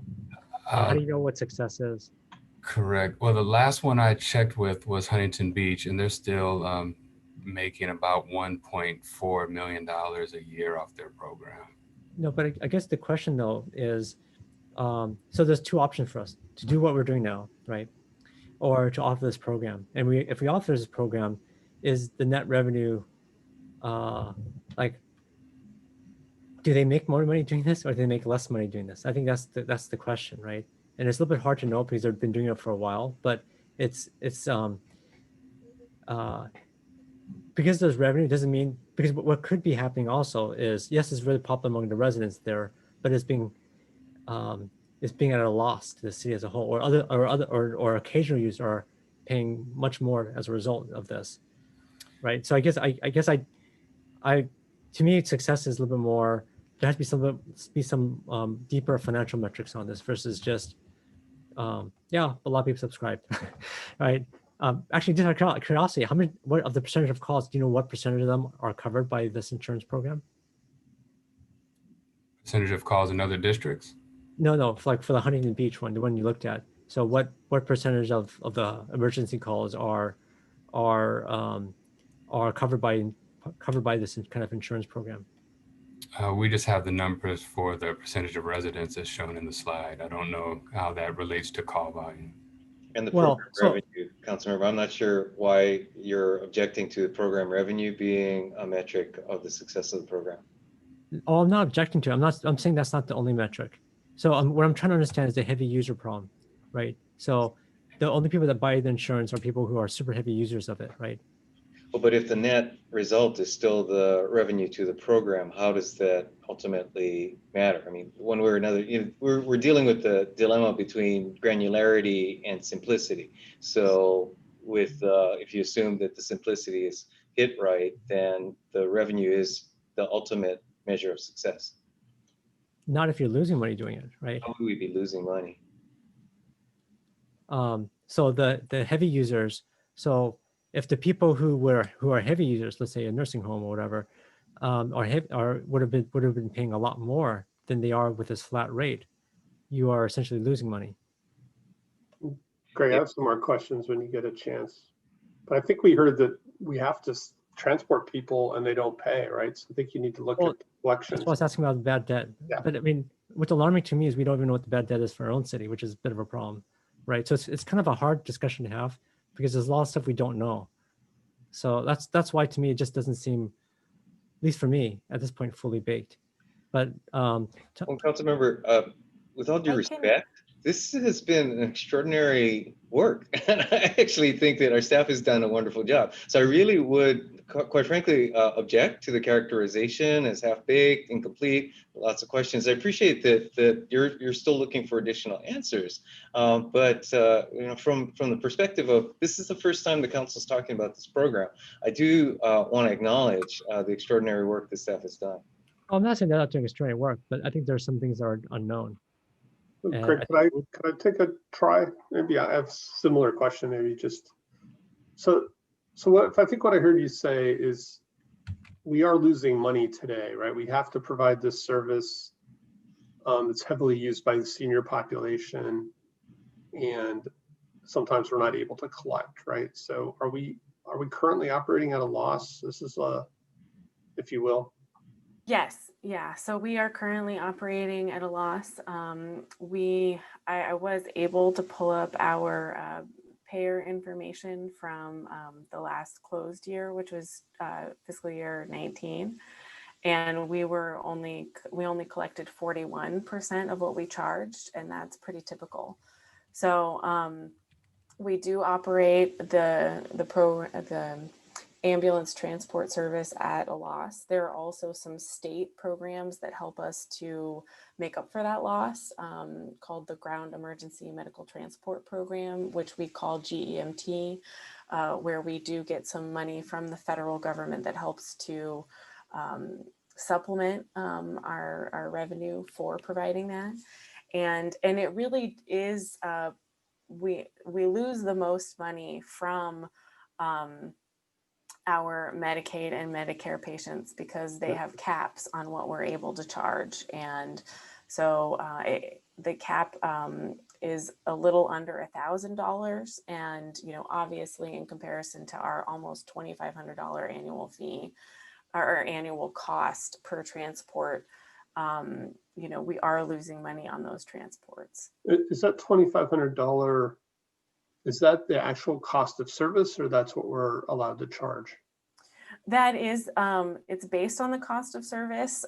We have not increased it other than the citywide annual increases. So it's probably not fully representative, but we also are not able to charge. There are some limits depending on what the insurance is, and then, what state or federal program the patient has. So just like Medicaid, Medicare has certain limits and certain requirements for what we're able to charge.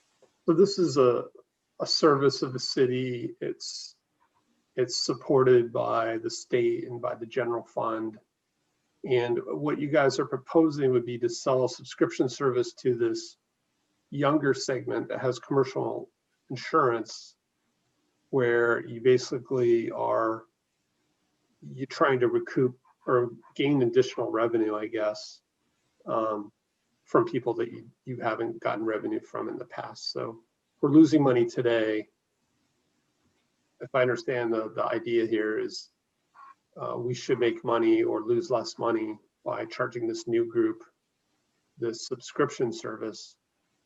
So if I pay for that subscription service and I do need an ambulance, we are going to lose money on that ambulance call as well, right? Like if I pay $100 a year and I take a $2,500 trip, I don't have to pay any more, right?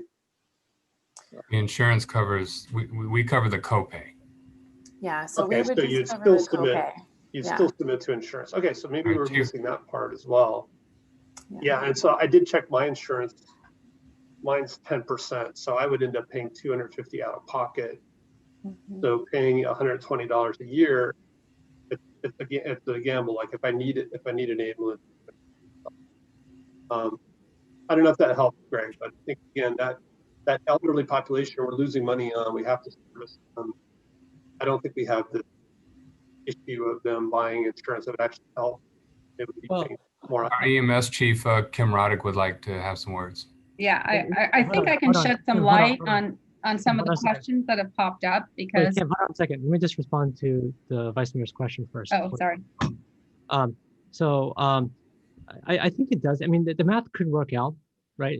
This could make sense, but I just don't see the math here. And so, yeah, it could be a good thing, right? Yeah. But it's like, it takes a leap of faith. And to me, I would like to see more homework, right? Well, so I think again, maybe it would be useful for staff to respond to what Ed said is, showing the current model of current charges and our ability to collect, so 41% of the trips compared to collecting the subscriber model plus the insurance, right? And the cost of that, right? So it is a bit of a pro forma. It's kind of the current situation, which I think is a loss situation. And then you're adding this other thing on top of it. That might help too. But it doesn't mean you'll make more money though, right? It doesn't mean the loss won't be bigger. Because I also agree with what you said earlier, which is this is an insurance product. We don't have much experience selling insurance product. The marketing and sales process is going to be, also somewhat complicated. This is not like a spur of the moment kind of decision for a lot of people. So I don't know. I mean, I think there's a lot of complications here, but Kim, did you want to say something? Yeah, I think I can answer quite a few of your questions. I apologize for being a little tardy, but I wanted to be able to pull up the reports that you were asking about, Councilman Tanaka, about what's residents and what's non-residents. Obviously, COVID is an anomaly for our annual numbers, but looking at when we were reviewing a fee for service or a first responder fee, we looked at residents versus non-resident call for service. So to answer your question, out of about the 3,800 transports we do a year, about 2/3 of those are residents and 1/3 is non-resident. That might give you at least a ballpark for what we're looking at for people that might want to do a subscription fee. We also did run numbers, again, not during COVID, but prior to COVID on the people that utilize the service more than others. And there are probably around a few dozen that use our services approximating once a month. And then there's others that use it lesser, but maybe once or twice a year. And then there's the one-offs that come in. To talk about the deductibles, it really depends on the insurance that you purchase through either your employer or through Covered California. And what's happening recently is if you want a cheaper insurance, you have a higher deductible. So some of these deductibles are in thousands of dollars. So the first bills that the person has to pay out of pocket may be anywhere from $3,000 to $5,000 before the insurance kicks in. So in that case, this would be something that would probably work for them because they're not going to have to pay the entirety of the bill if they're a subscriber. And we would wait and bill the insurance company and waive their deductible. So I think it's a complex kind of program that everyone has, and that's what makes it individual for everyone. I don't know if that helps answer some of your questions about it, but it's an opt-in. Yeah, thank you for providing some information on this. So just to kind of make sure I understand the distribution service. So for the people that are likely to be users, these are non-Medicare, Medicaid folks, right? So Not necessarily, it's a mixture of both. Well, I think Gio just said the people that will be using this are people who are mainly on commercial insurance policies. So for the program. For the program, not the transports, Kim. Yeah, for the program, right? So because what matters is not the people who aren't paying already and would never pay. What matters are the people who are in the commercial insurance program. How does that distribution look like? So the private insurance is about 34% of what our bills are, the people that we actually deliver service to. I understand the subscription goes to everyone, but the benefit would only be for those that utilize it, right? So that's why I'm giving you these numbers. So Yeah, so- 34% are basically commercial insurers. And Yeah, then Medicare is about 46%. Okay, so for that 34%, what Mhm. matters is the distribution of that 34%. So if those calls, how does that distribution look like? So as of prior to COVID, the last time we ran that report, it was 1,255 residents were transported. And I don't know how many of those were multiples. I'm just kind of giving you the gross numbers. Okay, so I think that's the important thing to know, like how Yeah. many of them are multiples, right? Right. Because like in the number you told us earlier, like a dozen or so you said use it once a month, right? And we would lose our Mhm. shit on those because they're paying, there's one-time fee and using it a dozen times a year, right? And so that kind of information is really, I mean, this is a statistics actuarial problem. It's a math problem. It's not a debate. It's not a verbal debate. It's really concrete. You pull up a spreadsheet, you put distribution in, we do the math, and we see if it pencils out or not. And until we do, it's hard to know whether this works or not. It could work, but Mhm. we can't just guess. We don't even know how the distribution looks like right now. So that's where I'm at on this. I think I'm sorry, but I think it might be beneficial just to kind of check in really broadly. Those cities had said that 25 to 30% of the entire population of their towns are participating in this program. And typically, we run about 3,500 patients a year to the hospital, which is only about 5% of our total population. So even though we might have a few frequent flyers where we're losing money on those individuals, as a whole, there's going to be significantly more people participating every year than are ever even using the ambulance service and taking a ride to the hospital. And for many of us, we can go 5 years, 10 years with never needing a ride to the hospital. And then those are really the cases where someone in the general population, that's, maybe somebody in their 30s that is on commercial insurance through their employer, and they don't want to have to worry about ever having to pay this out of pocket. And those are the folks that are going to really bolster this program. And those are more likely to be the majority of the participants that are, working families that are participating because they maybe don't want to deal with the headache of it when the time comes. But they won't really be using the service very frequently. So like I said, this very well might be the best thing since sliced bread.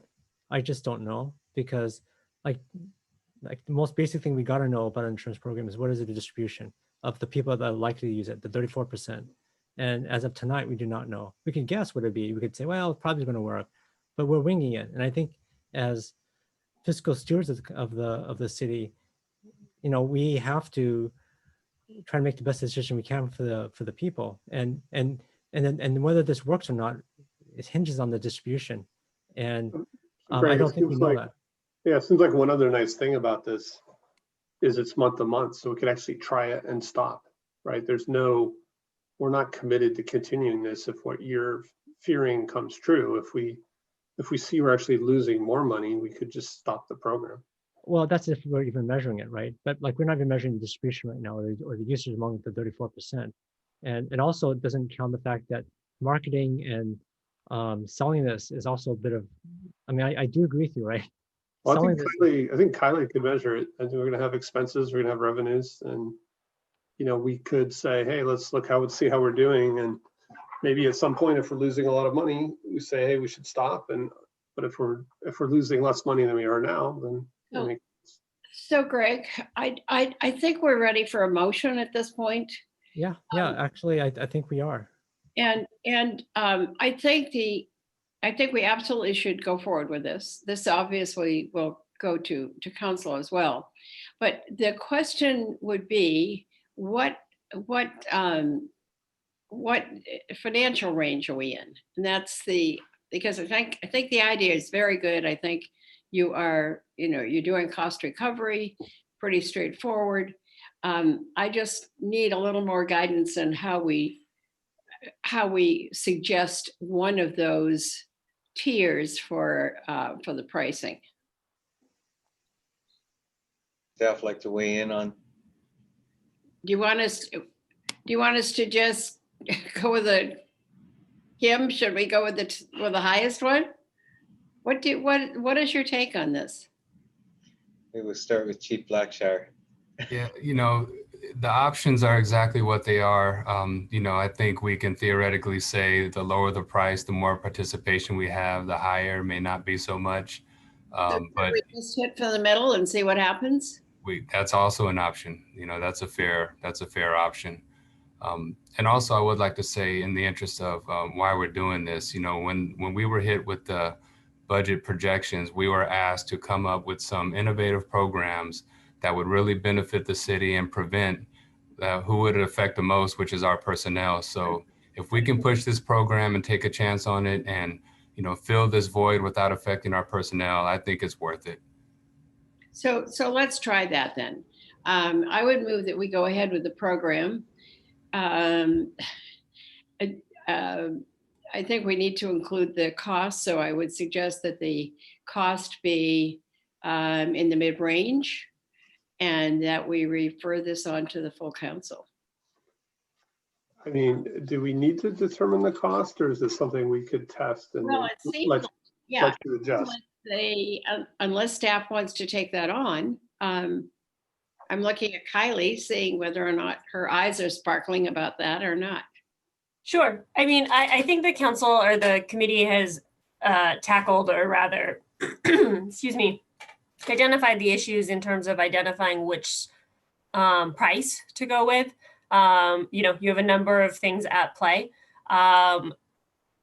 Everything from user base to will they opt in to, frankly, the estimates that are already presumed in our budget. So as this memo talks about, we already have in the FY21 budget that, if I remember correctly, 1.5 million revenue from this program will be collected. And that will be an annual value. So that's something else to also weigh. As Chief Blackshire said, this was one of our balancing strategies so that we would not need to lay off or reduce staffing headcount in the fire department. So I think identifying the cost to operate the program, let staff will handle that. And when we come back to the full council, we'll put a formal BAO in. But to the extent the committee has a majority opinion on what fee level they would prefer, then that kind of guidance, I suspect the council as well as staff would appreciate assistance on. So as I said, I would suggest whatever is seen as the mid-level. And if either of my colleagues wants to change that, there's probably a motion that's going to go up somewhere, right, on someone's screen. So Liz, I would say, and Kylie too, I don't think the budget should drive the price. I mean, it really should be the market. And again, I think understanding common commercial insurance, and again, not saying I am typical, but again, just looking at my own insurance, your annual fee is like half of what my out-of-pocket cost would be for one trip. That's at the high end at the 120. So I'm wondering if it's even low. Again, it's really about the value here. You can convince me. I'm not married to anything at this point. Yeah. On the employee pricing, is that per employee? When it's like 0 to 10, $200, is that $200 for the business for the year to cover 10 employees? It's $200 for the business for the year to cover the 10 employees. Up to 10 for the 0 to 10. Yeah, that's a pretty sweet deal, it seems like.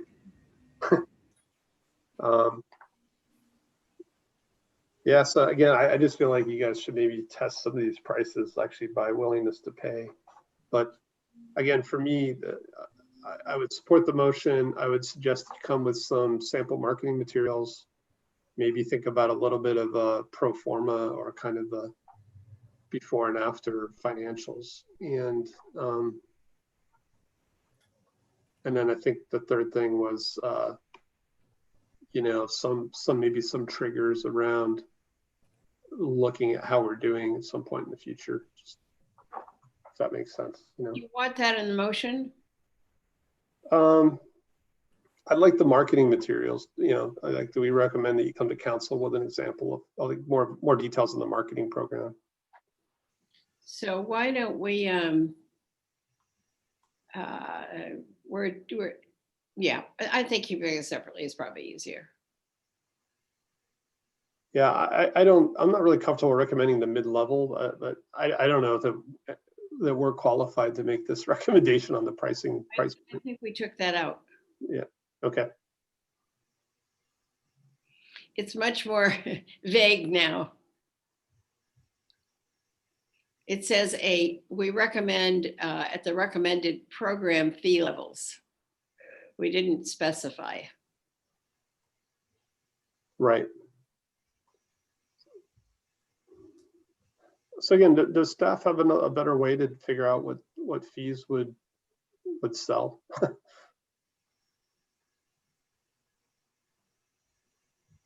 Well, shouldn't there be an analysis done on that?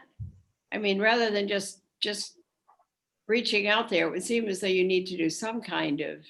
Right, we might do some focus group feedback on willingness to pay. Right, otherwise we're just kind of, you know, throwing a dart. Right. So if you can find a more effective way than throwing a dart, I think that would be good. Yeah. I mean, we're pricing by our budget whole, not by what the value of the service is, right? I would actually argue we're pricing based on what other communities are doing. Because in all honesty, if we were pricing based on a budget hole, these rates would be higher. But all that being said, we're trying to remain competitive. We're trying to look at exactly what you said, Councilmember Du Bois, of, you know, what's the benefit to people if they have co-pays for their private insurance. Mm-hmm. Yeah, so I second the motion. Okay, and I think I've already spoken to the motion. Okay, Vice Mayor, do you want to speak to your second? So again, is staff, again, when they come with the council report, are they willing to do a little bit more on the financial pro forma kind of thing? I think I saw Ed nodding his head. Yeah, we can. Yeah. Perhaps, so, sorry, Vice Mayor, just looking at recommendation 1, maybe just adopt the recommended program fee levels, since the Finance Committee is not making a specific fee level recommendation. Good catch. Yep. Good. Okay. Yeah, I think I'm good with this motion. You want to speak to it? No, I'm done. Thank you. Okay. So again, this program might be good, or might not be, and I think it really hinges on the financial analysis. So I'm going to ask the maker and seconder whether you guys would include that in there. If so, I could support it, and if not, I will not support it. And say it again. So basically what we've been talking about, right? Yes. Which is basically, I want to see that this pencils out mathematically, right? That the math works. So that means we have to know what the distribution is, right? If it's a super skewed curve, it's not like a fairly flat distribution, then insurance programs will not work in general. And different communities are different, right? Depending on the makeup of it. And I think we have the data. It sounds like we don't have it tonight though. But if we could do the math and have it ready for the council, I could support this motion. But if we can't, or if the maker and the seconder do not want to do the financial analysis or have staff do the financial analysis to see that this thing pencils out, then I will not support it. But it's really up to you guys. So I think staff said, yes, they could do that. So maybe on number 4, could we recommend that staff present marketing materials and the financial analysis to the city council? That's gonna take some time though. I mean, it's, you know, depending on how detailed we get with the financial analysis. I'm just saying that's not something we can get quickly. I don't know. I mean, it seems like we're pretty pressed for time. I'm just trying to get this on board. But you could do a ballpark on that. Is that. Perhaps getting a focus group together briefly? Sure. Yeah, that's what I'm saying. We could do something, but it's just to what detail. So we'll definitely work something out. We can do that. And again, just showing some of your current numbers with Sure. how much money you're losing. Sure. Well, the key thing that I want to see, and I'd like to see in the motion, is a distribution analysis. Is that's what insurance programs hinge on.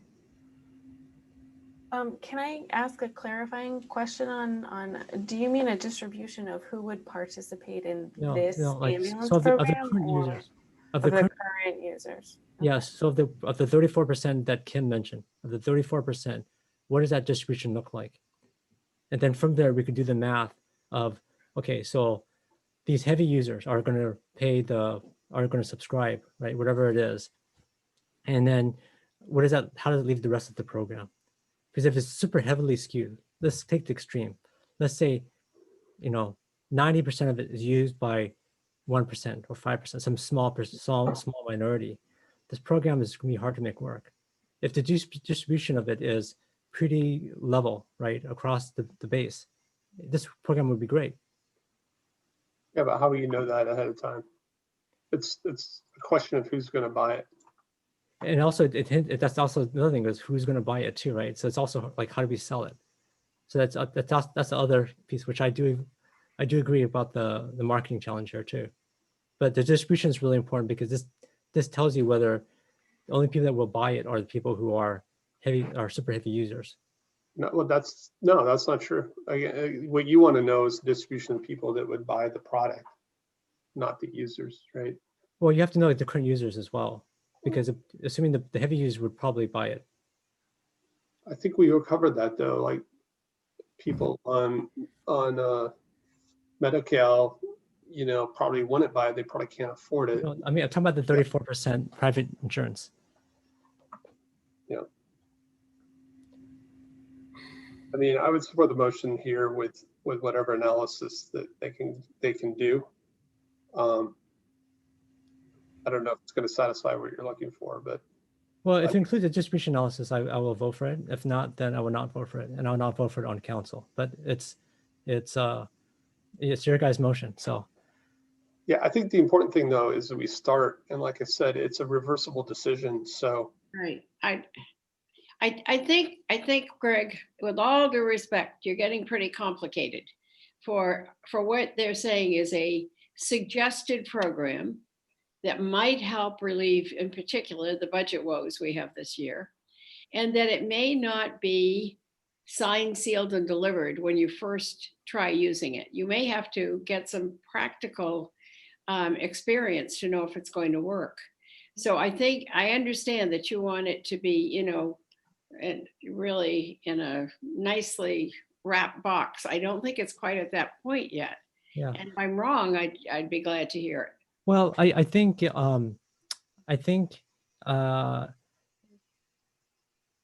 have the data of the distribution because Kim told us what it was overall, but not for that 34%. So I think that data does exist. So I think staff can do it. Now, whether they have time to do it or are willing to do it is another story. But I think the second thing is there's about $100,000 of expenses that will be incurred on this that are not budgeted. And we're already in kind of tight budget situation. So to me, rather than having staff run off and do something that incurs more unbudgeted expense, we should do some basic math here and look at the distribution. But this could probably pass without me, and that's okay too, right? And maybe the council will pass without me. But to me, it can't in good conscience, thinking about our financial situation, incur another $100,000 on without asking staff to do some basic math.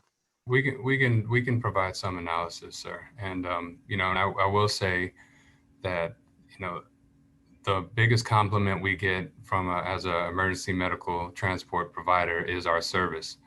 The one complaint we get, the most regular complaint we get, is billing. And so what we feel is that we are providing some cushion to one of the biggest complaints that we get, and that's our billing. So if we can provide that to the customer and give them a means of saving money, even if it's, over a long time. If you choose the $120 a year, that's $10 a month. And as Council Member Vice Mayor Du Bois did, when he found out about the program, the first thing he did was he looked at his insurance provider to see what's the value. And I would assume that once we market that, people will wonder that and say, I wonder what it would cost me, or I wonder if it would be a benefit. So that's to be determined, but I think there's just so much to benefit, and you do have some valid points, and we are going to look into that. But I think the benefit outweighs the the potential unknown uncertainty. Okay, well, it's we could take a vote, but do you want to leave this motion as is? Do you want to take out a distribution? If you take out distribution, I'll not vote for it. The staffs look like they're willing to do it, but it's up to the maker and seconder. What do you guys want to do here? Let's vote. Okay, so voting for the motion on the screen, Councilmember Niss. Yes. Okay, Vice Mayor. Yes. Okay, I'll vote yes too. Okay, unanimous. So let's move on to the second item.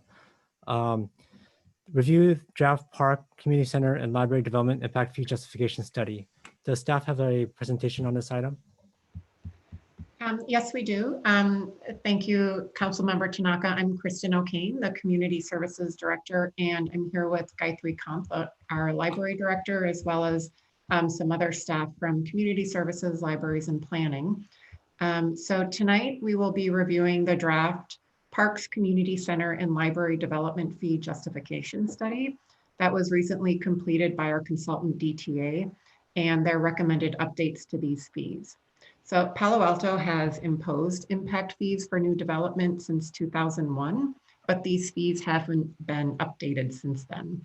So our two departments hired the consulting firm DTA to complete a development impact fee nexus study to determine the maximum impact fee levels appropriate for Palo Alto. So I would like to now turn the presentation over to Nate Perez from DTA, who will present the justification study that they completed and the recommended updates to the development impact fees for parks, community centers, and libraries. So Nate, are you there, and can you share your screen? Fantastic. Thank you, Kristen. Does everyone have audio? Perfect. Okay. Well, happy to be here. Happy fifth night of Hanukkah. I'm going to apologize in advance if some pajamaed folks knock. I will keep them at bay. This is now my 36th virtual council/board presentation. So hopefully they understand the process at this point. So I'll go ahead and share my screen if I have that capability now. Fantastic. So it's a pleasure to be back. I've worked with the city in the past, back in 2013 through 2015.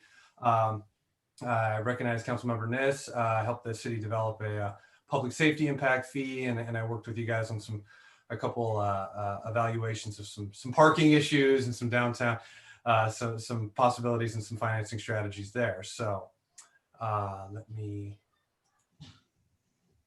okay. Everyone should be seeing a dark red introductory slide. We're seeing your previous slide as well, like your next slide. Okay, well, that just takes away the mystery of it. Let me share part of my screen. There we go.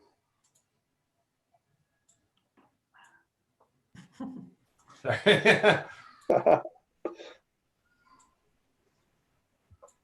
Okay. Sorry about this. Fantastic. Well, again, thank you, Finance Committee members. Fantastic conversation on the emergency services issues. I have an office in Newport Beach, so definitely somewhat familiar with a lot of those cities you mentioned, Newport Beach, Huntington Beach, and the like. So thank you, Chief. What we're going to discuss a little bit tonight for Finance Committee is the process of bringing forward a nexus study. A nexus study is required by California Government Code 66,000, also known as AB 1600. When you develop an impact fee study, the process is very specific, but at the end of the day, the math is not. Any fee, really, whether it's a user fee, a subscription fee, infrastructure fee, is really sort of a cost center divided by some kind of demographic profile. So the second bullet point here is really the relevance and the critical nature of the demographics in any community. And we do, DTA has done about 500 impact fee studies in California. I've project managed over 100 of those. demographics vary, whether you're in Palo Alto, whether you're in Madera, whether you're in Brawley. And so you have to be aware and cognizant of those issues. Tonight, we're going to be talking about park, community center, and library. I'm also going to touch on a couple elements folks would like about your Quimby fee, which is, I believe, in Municipal Code Section 21, your park impact fees under Chapter 16. So we're happy to talk about that a little bit as well. Again, so a little bit of a background, as Krista mentioned, you guys have charged impact fees since 2001. These fees in question have been updated via an annual escalator when it's been deployed. The fee study has not. And so if anyone who owns a home in the area or owns a business knows that 2 to 3% is great, but it doesn't keep up with the value of land and the cost to complete and the cost to construct in this area. So, we typically recommend fees be updated every 5 to 10 years. Granted, I'm a consultant, so take that with a grain of salt, but 20 years is perhaps a bit too long. So we have gone ahead with that in mind and reevaluated these fees, reevaluated the cost centers in the city and the demographics to try to come up with more modern fees that can really make sure and allow the city to ensure that your level of service isn't being degraded or isn't deteriorating across these fee categories: parks, community center, and library. I already did a little bit of background, about me personally, managing director with the firm, been doing this over a decade. I'm a recovering attorney. I was a land use attorney, so I actually do a lot of expert witness work in the space. So I either do the fee study or I comment on it in court. So we have quite a background in this, and we have quite good relationships with the various building industry groups and the development community. And we really just sort of enjoy having very academic conversations about this. So let me get to process a little bit. So the first thing we have to do with a fee study of this nature, and I'm going to treat parks, community centers, and libraries similarly, not that I'm preferring or ranking one over the other, but for purposes of impact fee studies in California, you would typically evaluate them under a level of service approach. And so the idea would be to figure out, what is the current acreage? What is the current square footage? What is the current number of office chairs? That one can be a little bit tougher. In the police and fire space, you see ladder trucks, pumper trucks, command vehicles. In the water and sewer space, you would see lift stations and pump stations and things of that nature. So cataloging that current inventory is really the first element. And luckily, with Lindsay's help and other staff members' help, there was a very, very recent Parks Master Plan done. So a lot of that was already done for us. Really great detail on all of the facilities which I've personally visited as a resident of San Jose with my 3 children. So it's always fun for me to look at. And then we take those inventory figures and we really couple them or marry them with some demographic assumptions. And we look at the ABAG, the Association of Area Governments. We look at the California Department of Finance. We obviously look at the census. The city recently went through a comprehensive plan update with some EIR, environmental impact report scenarios, I believe in 2017. We worked with community development staff and planning staff. And I believe it was my understanding that scenario 3 was, I think, the one that was sort of generally accepted and approved. And so we stress tested our demographics against all of those to try to arrive at some figures and some compound annual growth rates that really make sense. Small differences can make a big difference when you compound over 20 years, which is the horizon of any of your typical fee study in California.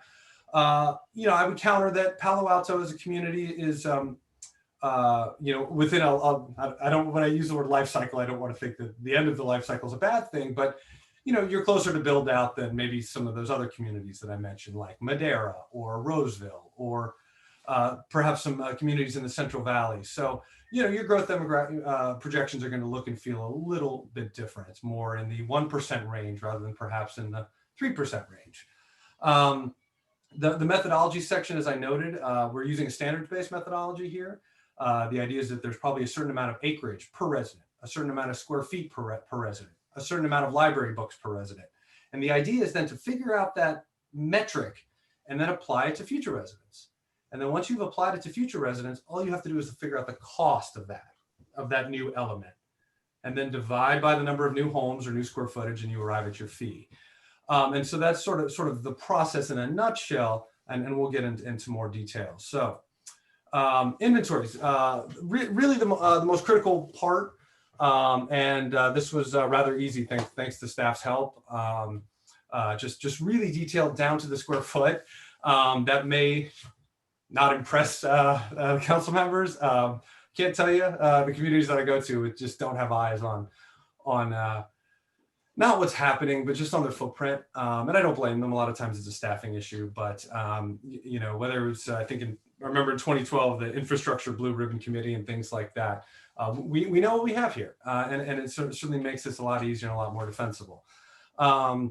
So this is all very much rolled up, but you know, city parks, natural open space, obviously one of just the most fantastic elements of Palo Alto. Specialized facilities, any place where I note an integrated facility. I don't want to use the word cheat, but it's a bit of a mathematical cheat. We're rolling up elements because it can be too difficult with a sort of a mixed improvement to figure out a very common sense metric. FF&E, furnitures, fixtures, and equipment are a great example. We know how much they might cost in a given building or across a set of buildings, and we know how much we might need and how much we're using, but counting the individual chairs would be difficult. And so we don't apply a different growth metric to those integrated facilities, but for purposes of costing them, we do sometimes roll them up. So that's why you're seeing that there. Community center inventory, Cumberly, Lucy Stern, Mitchell Park, JMZ, and then we see a couple master plans and lighting improvements, technological upgrades, and things of that nature. The idea being on this slide would be that there would be an additional master plan and upgrades for each of the 5 centers. So that's that sort of connection there. Library, similarly, we see the integrated units.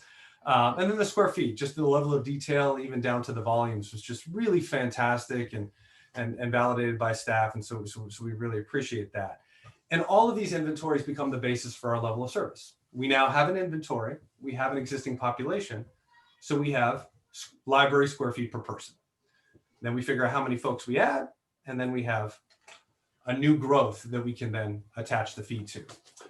So we talked about inventories which drive cost. The denominator in the fee is really sort of the population metrics. And as I mentioned, we looked at ABAG, we looked at the 2017 EIR.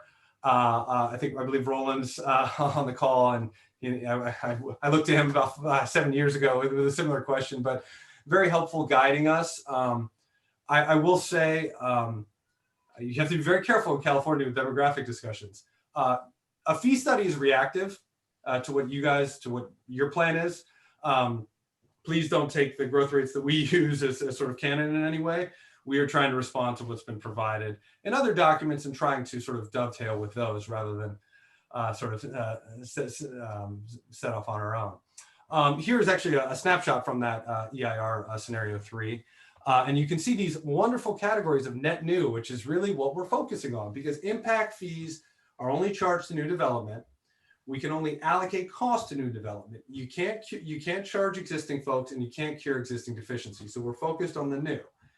Well, that means, especially in a more built out community, is that this isn't going to be a silver bullet from a financing perspective, because the new is a smaller percentage than it would otherwise be, perhaps in Madera or Chowchilla.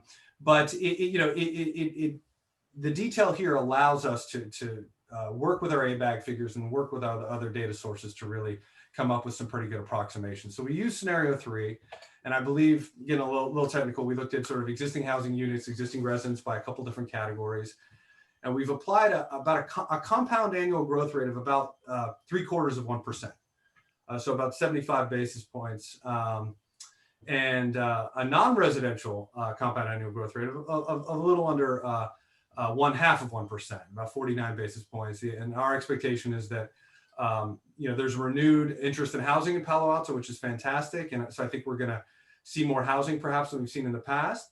I just don't think that there's the room for the same level of to expand non-residential footprint, partly because yours is so large at present. So what we can roughly see here, and it can be difficult from these tables, but you can see how the projected housing units, we're carrying these figures out to 2040, excuse me. So that's a little bit of a disconnect with the EIR scenario 3, which I believe was 2030 or 2035. So it's about a 5 to 10 year tail on the back end, but we've extended those growth rates out. And then on the non-residential side, you can similarly see that we're going to see some growth, but transformational depends on who you are. But you know, in the commercial industrial space, I think we'll see a little bit in the hotel motel space. I don't know what to say about this year with COVID, but I think we'll see a little bit. But I don't think we're going to see a new resort quarter. Can I ask a quick question on this slide? Please.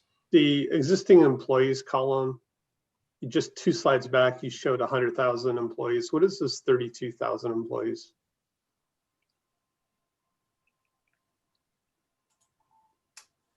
So this would be within these categories for purposes of the retail study. So we just synced up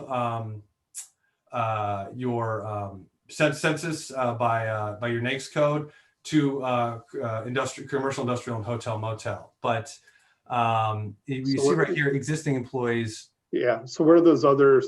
So the 2030 total. I mean, we've seen different numbers. You would see government employees, you would see sort of public institution employees, medical employees, things of that nature. We focused on the employees in the categories where you would be charging the fee, but we could certainly offline later this evening just make sure that those categories all align, because I definitely appreciate that. And I do see 70,000 employees difference. Right? Absolutely. I do see that disconnect. And I think to some extent you can see what is borne out is maybe 95,000 to 100,000. And so the net new employees is, perhaps 10%. I'm rounding wildly here, but 12,000 added to 95,000. I think we're generally tracking some of those growth rates that you see, but you're absolutely right, and I will validate that this evening. So moving forward, one of the other things that we noted is a bit of a refresh that I think was needed with some of your municipal code sections. You have 2 municipal code sections that charge park fees. You have your AB 1600 fee, which is what we're really talking about tonight. And then you have your Quimby fee, which is only charged to typically residential development that has a subdivision map. And so what has happened is the Quimby fee has been updated a little bit more frequently because the municipal code section sort of requires that you do that. Whereas the park impact fee has only been escalated by CPI or CCI as deployed over the last 20 years. And so there's a bit of a disconnect, but I do want to stress that it's a bit of an academic disconnect, because the reality of the kind of, and Lindsay and Roland and anyone who would like to jump in, is that the kind of project you're getting charged one or the other in Palo Alto, either the Quimby fee or the park impact fee if you're a residential development. So in my opinion, what you should see some convergence between the 2 fees. They should generally be around the same amount. But because of that update schedule, there's a bit of a disconnect. So we are updating the park impact fee, and as you're going to see, it's quite an increase. But the reality for the permits that are being pulled is most of those would be being pulled under the Quimby fee anyway, and so the residential increase really won't be felt all that much. But the valuation that, as you see right now, is currently, the Quimby fee is using about a $5.1 million per acre figure. We've proposed a $5.7 million figure for both the AB 1600 fee and the Quimby fee to just sort of clean that up and have them align. We felt that was sort of very much in line with recent fee studies. We did the Campbell study and the Mountain View study many years ago. And the San Jose study is actually looking to be updated early next year. So, I think it's very competitive. At the same time, it's not sort of out there on an island by itself. But the land valuation figure drives a lot of the math. It probably drives 70% plus of a park fee. And that's pretty standard across all of California. Where land is $40,000 an acre, your park fee tends to be a little bit lower. And where land is $5.7 million an acre, your park fee tends to be a little bit higher. And so, you know, what we've really tried to do is synchronize the Quimby chapter with the AB 1600 chapter. Moving on. This table right here, you can sort of see a little bit of the academic disconnect. And I see this in many cities that I go to. There's just, you know, they get charged in different ways, and planning needs to talk to park, needs to talk to finance, needs to talk to legal. And so you can see right now that currently the fiscal year 1920 Quimby fees is about $62,000 per unit. And that fee would be charged to residential projects that require a subdivision map. There's also the opportunity to require land dedication in lieu of that fee, but that requires a further evaluation by the planning and parks team, because you need to understand geography and topography and easements and all of those things to see if land dedication is actually appropriate. So what we're really talking about tonight is more off-the-shelf fees that can be utilized and deployed a little bit more simply. It's not sort of your strangest case, what's happening here. And then, you know, and as you'll note, the park fee is charged to residential development that wouldn't have a subdivision map, perhaps a mixed-use project, perhaps a smaller project. And, you know, right now you can see that there's just a lack of convergence. And so the fee update, by bringing those land valuations forward into 2020 to that $5.7 million per acre mark, allows us to, and if you note the park fee is a percentage of Quimby fee, allows us to essentially close that gap and to really create a lot of you know, synchronicity between the two fee categories, and so that there's you know, obviously potential for increased fee revenue. Now, I will be you know, I do want to flag this, especially for Councilmember Tanaka, you know, the fee itself in absolute dollar figures is increasing quite a bit. I will note that it hasn't been updated in 20 years. And we all know how much real estate's gone up in 20 years. So the fact that the land valuation's gone up similarly shouldn't be too surprising. But again, I do want to stress that this is somewhat academic, because the vast majority of residential permits will be being charged under that Quimby fee. And from the AB 1600 fee, which we're calling the proposed park fee here, would really be, you know, perhaps smaller condo maps and projects of that nature. Additionally, so we're seeing that increase, and we're seeing that convergence because of revisiting the land value per acre. We're also seeing increases both on the residential and non-residential side. And then we're also seeing similar increases in the community center and library fees, but not quite as much. And the reason for that is because building costs per square foot have certainly surged. They haven't surged quite as much as land valuations have on the peninsula. And so, you know, the community center and library fees, we're recommending roughly, if you know, sort of ballpark at 2 to 2.5x.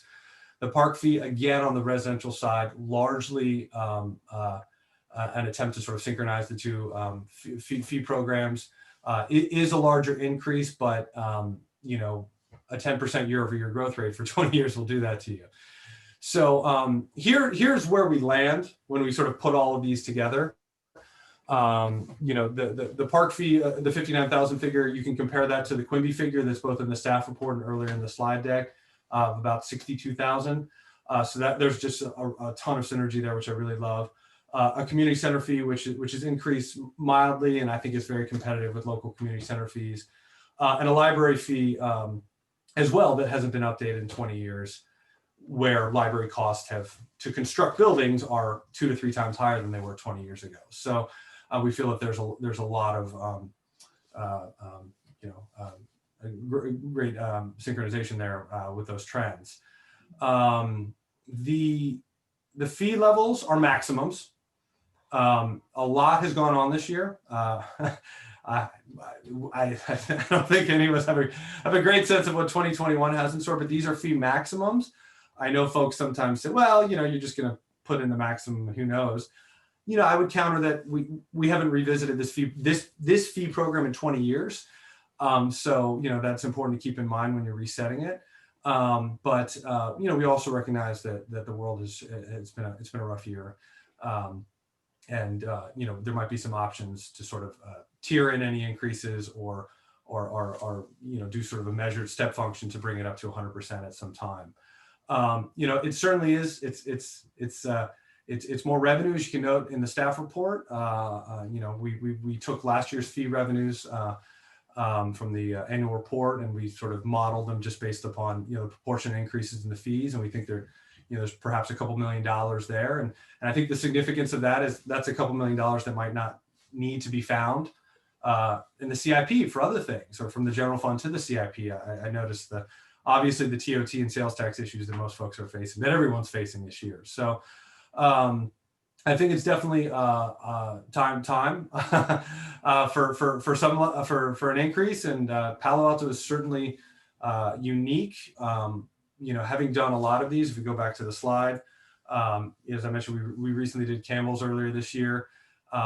Land valuations drive much of these park fees. The park fee is the big heavy hitter here. I hate to say it is what it is, but we pull comps for the entire community.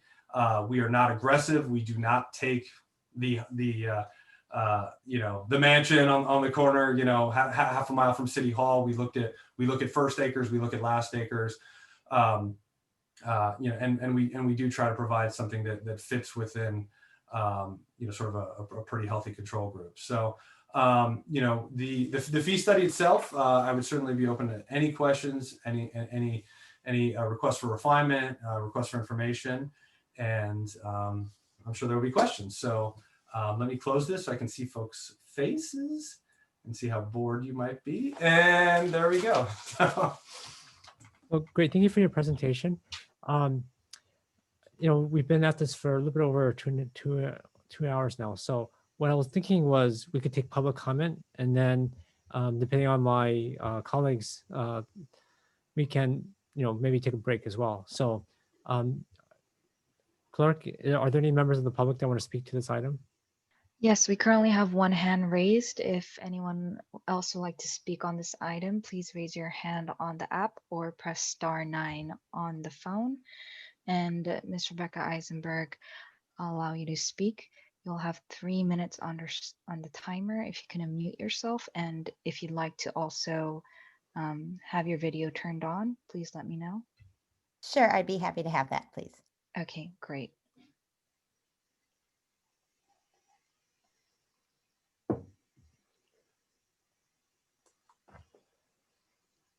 Okay, hi. So first of all, this is exciting. Now I have to pull up my notes. They're on a different screen.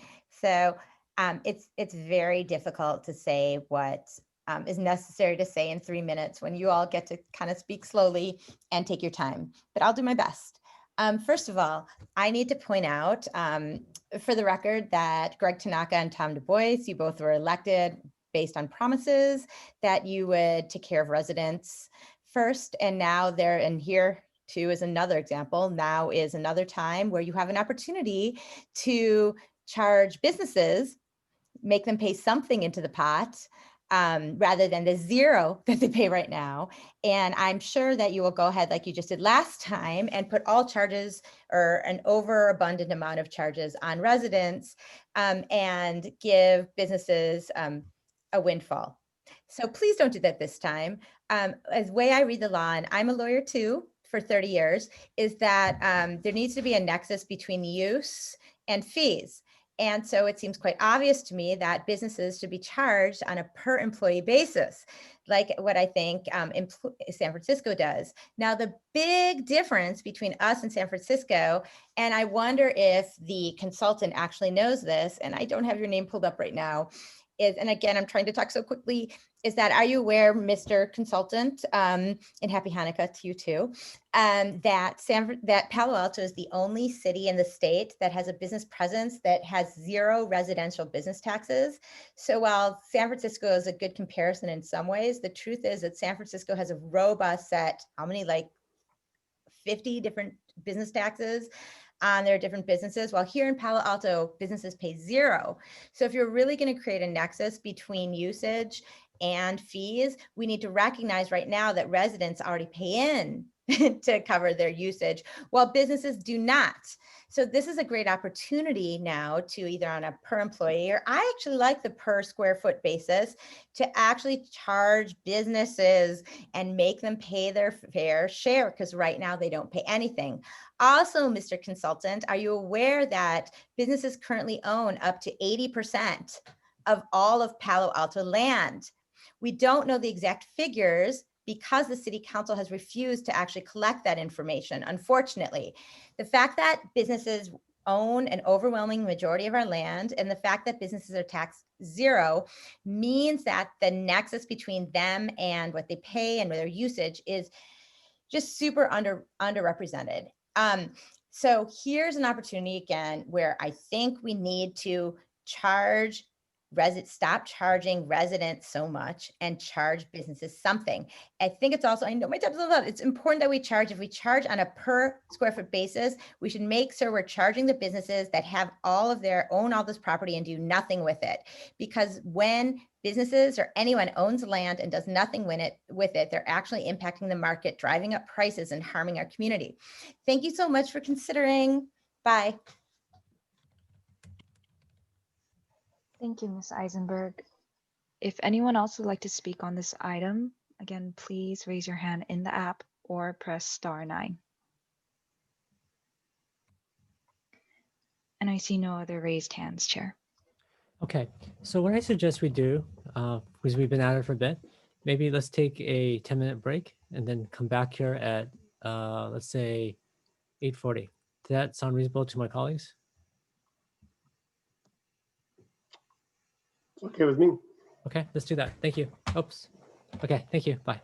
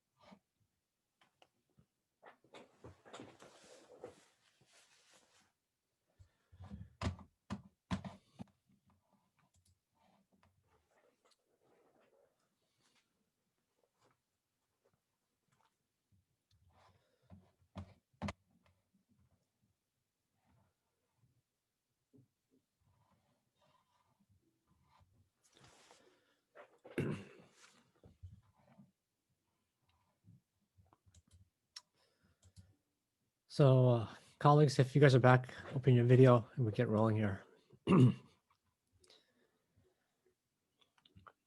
Okay, let's see. Does the Vice Mayor or Councilmember Nist, do either of you have any questions for staff on this item? A lot of questions. Okay, then please, why don't you go for it. So first of all, Nick, thank you, or Nate, right, thanks for that presentation. So you left Los Altos off your chart. Could you talk about their land valuation? It looked like it was like $9.5 million. Yes, so they were going to bring a discussion to council, but at least when I looked at it about 2 weeks ago, they had been sort of constantly postponing it. So there was no formal action, at least again when I looked. And so we decided to remove it because there could be a potential that it could be brought down or revisited live with council. Why? I don't know if you looked at how they did it. Why was their value so much higher? I think the selection of data points. Sometimes a community doesn't have really enough data points. Perhaps Los Altos, a little bit smaller, given where it is off the 280, doesn't have a sort of a robust data set that it can comb through and sort of equalize. That would be my guess. Sometimes it is to some degree council preference for how robust the fee is as well. Is it better for city to have a higher or lower value? Well, higher value means higher fees. So it depends what the priorities in the community are. It's. And what is the value? What is the role of assessed value? Do you look at assessed value? Perhaps it lags to such a degree in most communities that it can be difficult. We use CoStar, which is probably the most powerful, well, some folks would disagree, but a very, very powerful non-residential data platform. So we can look at all comps for, say, the last 5 years, pull out any outliers, $20 million mansions and things of that nature, remove the, three lowest, 3 highest. And we found that there was just an incredible amount of convergence in the $5 to $6 million range. So that's why we felt comfortable with it. That being said, I think there are arguments, and I think there's good data for slightly higher. I also think there'd be a very colorable argument for lower. Okay. And switching topics, as part of the Nexus study, do we have to include anticipated upcoming expenses? Is that part of this or not? Like you showed, like for community centers, but. So no, that's a great question. With some kinds of Nexus studies, you do. When you approach a Nexus study under a facilities or master plan approach, where you say, I'm going to build that tower or that building, you need to include the offsetting revenues associated with financing that. There's bond financing, general fund contributions, things of that nature. With a level of service approach, really what you're doing is sort of by mathematical proxy, ensuring that you have that same level of service moving into the future. And you're not identifying a specific element per se, so you don't have to. But if there are large amounts of revenues there, I always encourage us to include them. And I believe we have, I shouldn't put my foot in my mouth too quickly. I believe we have debited offsetting revenues against each of the 3 fee categories, monies that were in the fee balances and were identified to us as staff as being directly tied. So yes, we are doing that presently with these 3 fees. Okay, I mean, we've been talking about kind of a rebuild at Coverly. It didn't look like we were envisioning the full rebuild amount, right? Is that right, Kristen? Like the 6. Right. I think you, and prior fee studies I've done with the city, there can be this approach. Well, that's $100 million building. Let's start with that principle and develop a fee based on that. So the role of bond financing becomes very critical. Whereas here we're looking at saying, hey, Cloverly is, how many square feet? It's 65,000 square feet. Based on these demographics, we think we would theoretically need to add about 650 square feet to it to maintain that ratio. And so we're looking at that sort of marginal component rather than the building as a whole. Okay, so with the 6.2 million was marginal expansion to cover not the fact that the building's really old and we have to rebuild the whole thing. Precisely. Okay. So again, my biggest thing is really understanding employees. Like last August, we did some pretty extensive analysis for a business tax, and we looked at NIS codes, and we got a lot of breakdowns, and it just, the 32,000 employees feels really off. Yeah, I'm pretty sure that that's resident employees and not additional employees, and I'm happy to have that conversation. I think it becomes a little bit of a maybe a legal eagle conversation, perhaps, about which one you choose. I don't like to model on the fly because you back yourself in a corner. I don't think it would be particularly disruptive to this fee study and the conclusions presented, whether we use either. I know that sounds strange, but the ratio is really what's critical, because we would see the same growth, perhaps, whether it's employees total daytime population or employee residents. So I think the sensitivity is limited, but I think with staff and with my team, I'd like to have that conversation again. Yeah. Frankly, as you guys know, there's nowhere else that the gap is really bigger. So right. Exactly. Like if anywhere, we have so many commuting employees. Yeah, if you could really look at that again before this goes to council, I think. Yeah, absolutely. That would be a good one. Yeah, and then again, just the overall numbers.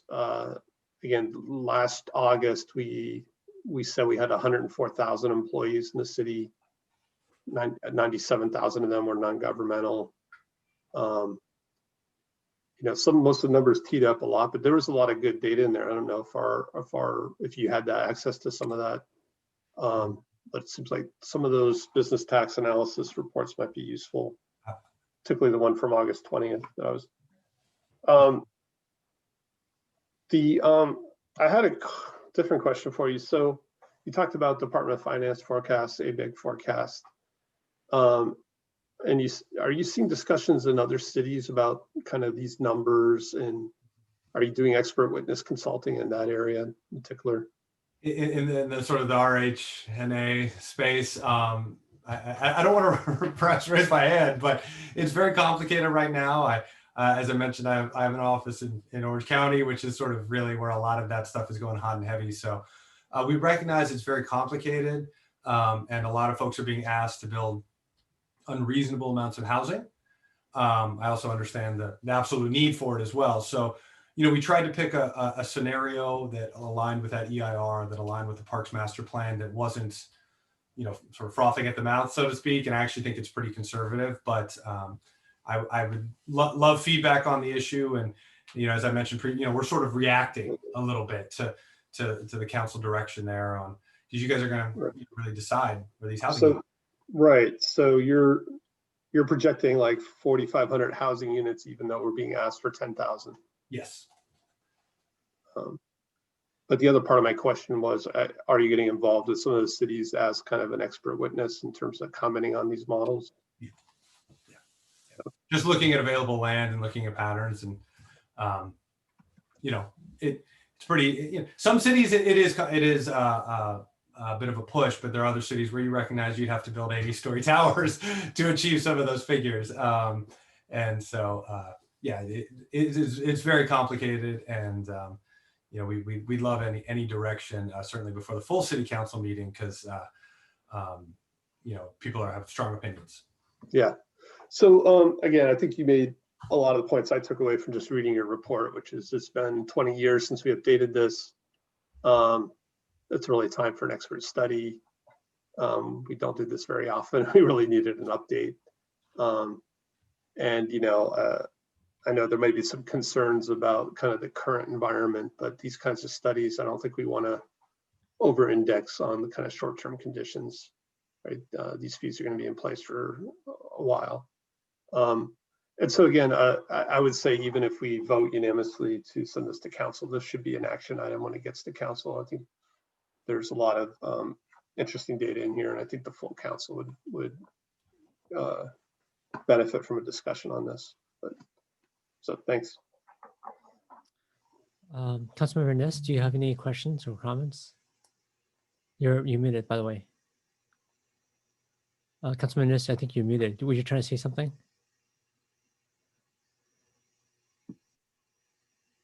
Muting is so interesting, isn't it? When you really don't want it on. We're so small that you could just leave it on today, I think. There's no problem.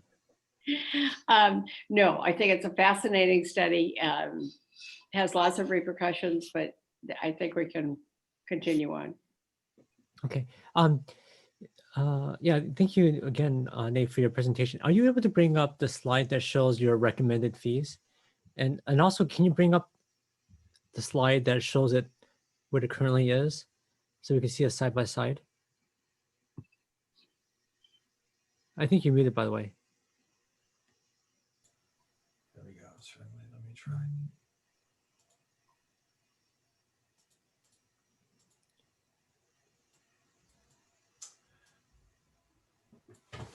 So this would be the recommendation. Yeah, can you bring up the one that shows what it is right now too? Yeah, I think we struggled a little bit just to sort of line everything up, but I don't know if you could like have two smaller windows or something. Yeah, I know. I'm sorry. So this would be community center and library fees. So you can see the current fee on well, it's a little bit inverted here.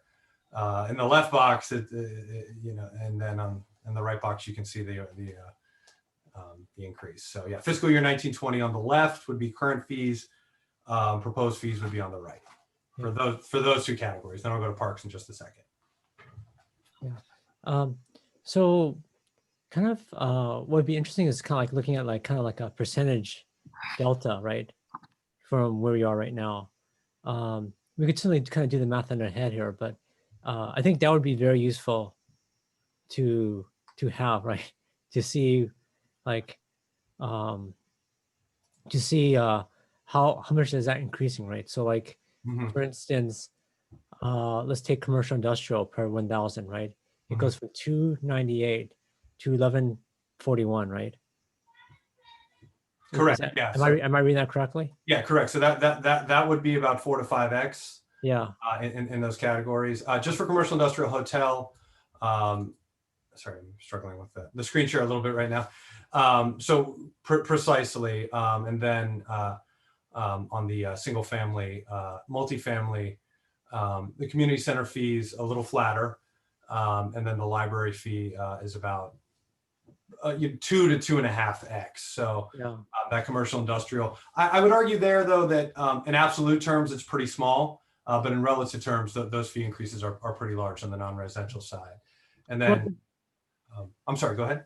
Yeah, the thing I just was thinking about is I think maybe about, I don't know, a month or so ago, the staff put together a report showing the amount of development in our city. And it actually showed like office development kind of like over the past few years kind of like going downhill, right? And we know also there's like a challenge in the housing situation. And I just want, and I know one of the projects on El Camino, the old Mike's Bike project, the developer there mentioned that with the construction costs and impact fees, the project became infeasible. So I do wonder about some of these fee increases are pretty sizable, and it's the reason why I wanted you to have it side by side. In fact, what would really be nice for you to have, I know you don't have it tonight, but if you could have it for the council meeting, would be to have the numbers side by side, literally side by side, plus a percentage increase, right? Absolutely. Because that would really be you could kind of follow along here, but you have to kind of jump around a bit, right? And do some mental math in your head to do it. But like single family, goes up almost 3x, right? Multifamily for library fees, the single family, and it's kind of hard, right? Because you're right, it's not apples to apples comparison. So, but it's like, and especially like multifamily, right? I mean, multifamily was $370, right? Now multifamily is going to be $2,026, right? It's like, that's what, 8x or something, or 7x? It's like a 7x more, or maybe 6x. I mean, I realized that we haven't updated our fees for a while, but 6x is a lot, Certainly, council member, and Kyle Martinez of my staff is on, I think, as an attendee.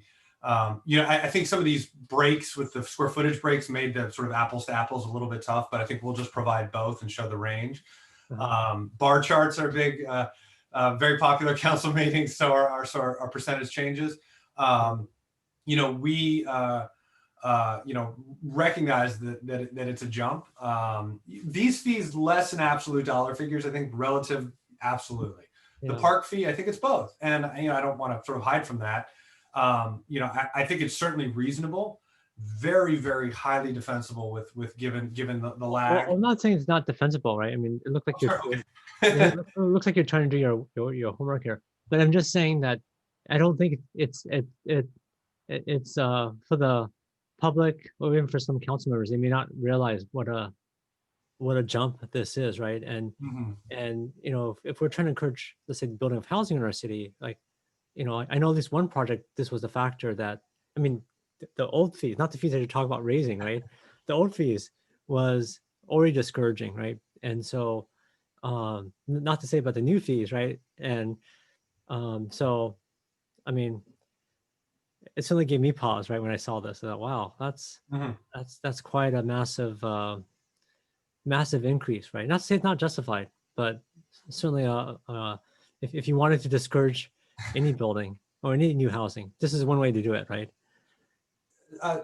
Certainly. I mean, I work a lot in the economic development space too, and this is sort of it cross purposes sometimes. I think if the city is doing a good job, which it is, and using these fees to build infrastructure that amenitizes the city, the development community is responsive to that. The fees aren't a problem, as well as fees are always a problem. It's always more money, right? But it's not as bad. I think when there's concerns about that connection between the fee and what's going in the ground, that can be concerning. But I don't sense that here. I think the city's done a great job on an annual and 5-year basis using those funds and amenitizing the city. But we do stress. Your point is well taken. I mean, it's unbelievably well taken. I have 2 levers that I usually suggest. One is these are maximums, and council will have full discretion. Of course. Get creative. 2 is there something we can do on a tiered approach to sort of bring these in slowly? And because it's the sticker shock and everything that happens, and people have plans and pro formas that are already done. Yeah. So we do that a lot as well. Yeah. Well, I just, I mean, I think we have a slowing development environment. This would be even a slower developing environment if these fees are adopted as is. And by the way, I wasn't really clear on this. So are these per square feet or is this per unit? The single family fees would be per unit. The non-residential fees would be per 1,000 square feet. Okay. Why not have it for both? It can be difficult from a permitting perspective to know the actual square footage at subdivision map time of the homes that are going to be built. We have done square foot fees on the residential side. I don't want to say it's impossible. I've done it. It's a little bit of an administrative burden, but we can revisit that with staff. Yeah. Well, I was just thinking like a 3-bedroom Craftsman, that's 2,000 square feet is a very different story than, an 8,000 square foot mansion, right? So, but they're paying the same impact fees, which is kind of like, what? Like, how does that work out, right? Yeah, absolutely. I mean, your code section is really pretty fantastic as far as excluding certain kinds of rebuilds if they don't have too much square feet. It's very specific. Yeah. It's actually one of the most specific ones I've ever seen, and I think because that is a real concern. There's a sort of an equity issue associated with that, but we really focus with the fees on new homes and new housing construction. Sure. And so, we figure moving forward, notwithstanding a council, no, actually not, I mean, totally integrating council member Dubos's points about the 10,000 units. I mean, I think it's going to be more vertical. And so there's probably going to be more, sort of convergence around, a unit size, but things certainly change. So yeah, we've done square feet, administrative burden a little bit. It can be a struggle. Okay. Can we look at the other fees, the park fees? Absolutely, and yeah. Let's have a side for that one too. Move you guys out of the way. So this would be, so they're not side, so I can go back and forth. So this would be the proposed park fee. We can see 59, 43, 14, and 2, which on the residential side dovetails nicely with the Quimby fee. But we can see the increases. It's on the residential side, it's about 5x. I don't know. I mean, I know some people have really good photographic memories. They could kind of memorize the numbers that you flip.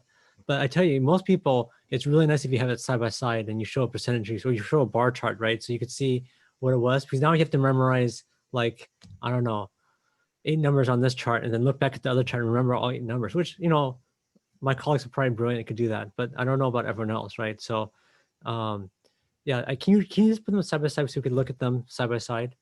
I can. So that, Kyle, can you help me? I mean, I can't sort of split them up in the PowerPoint slide. I can try to pull up some other materials that I have. But anyways, I think when we're looking at increases, I think it's important to see where you're from and where you're going on the same page.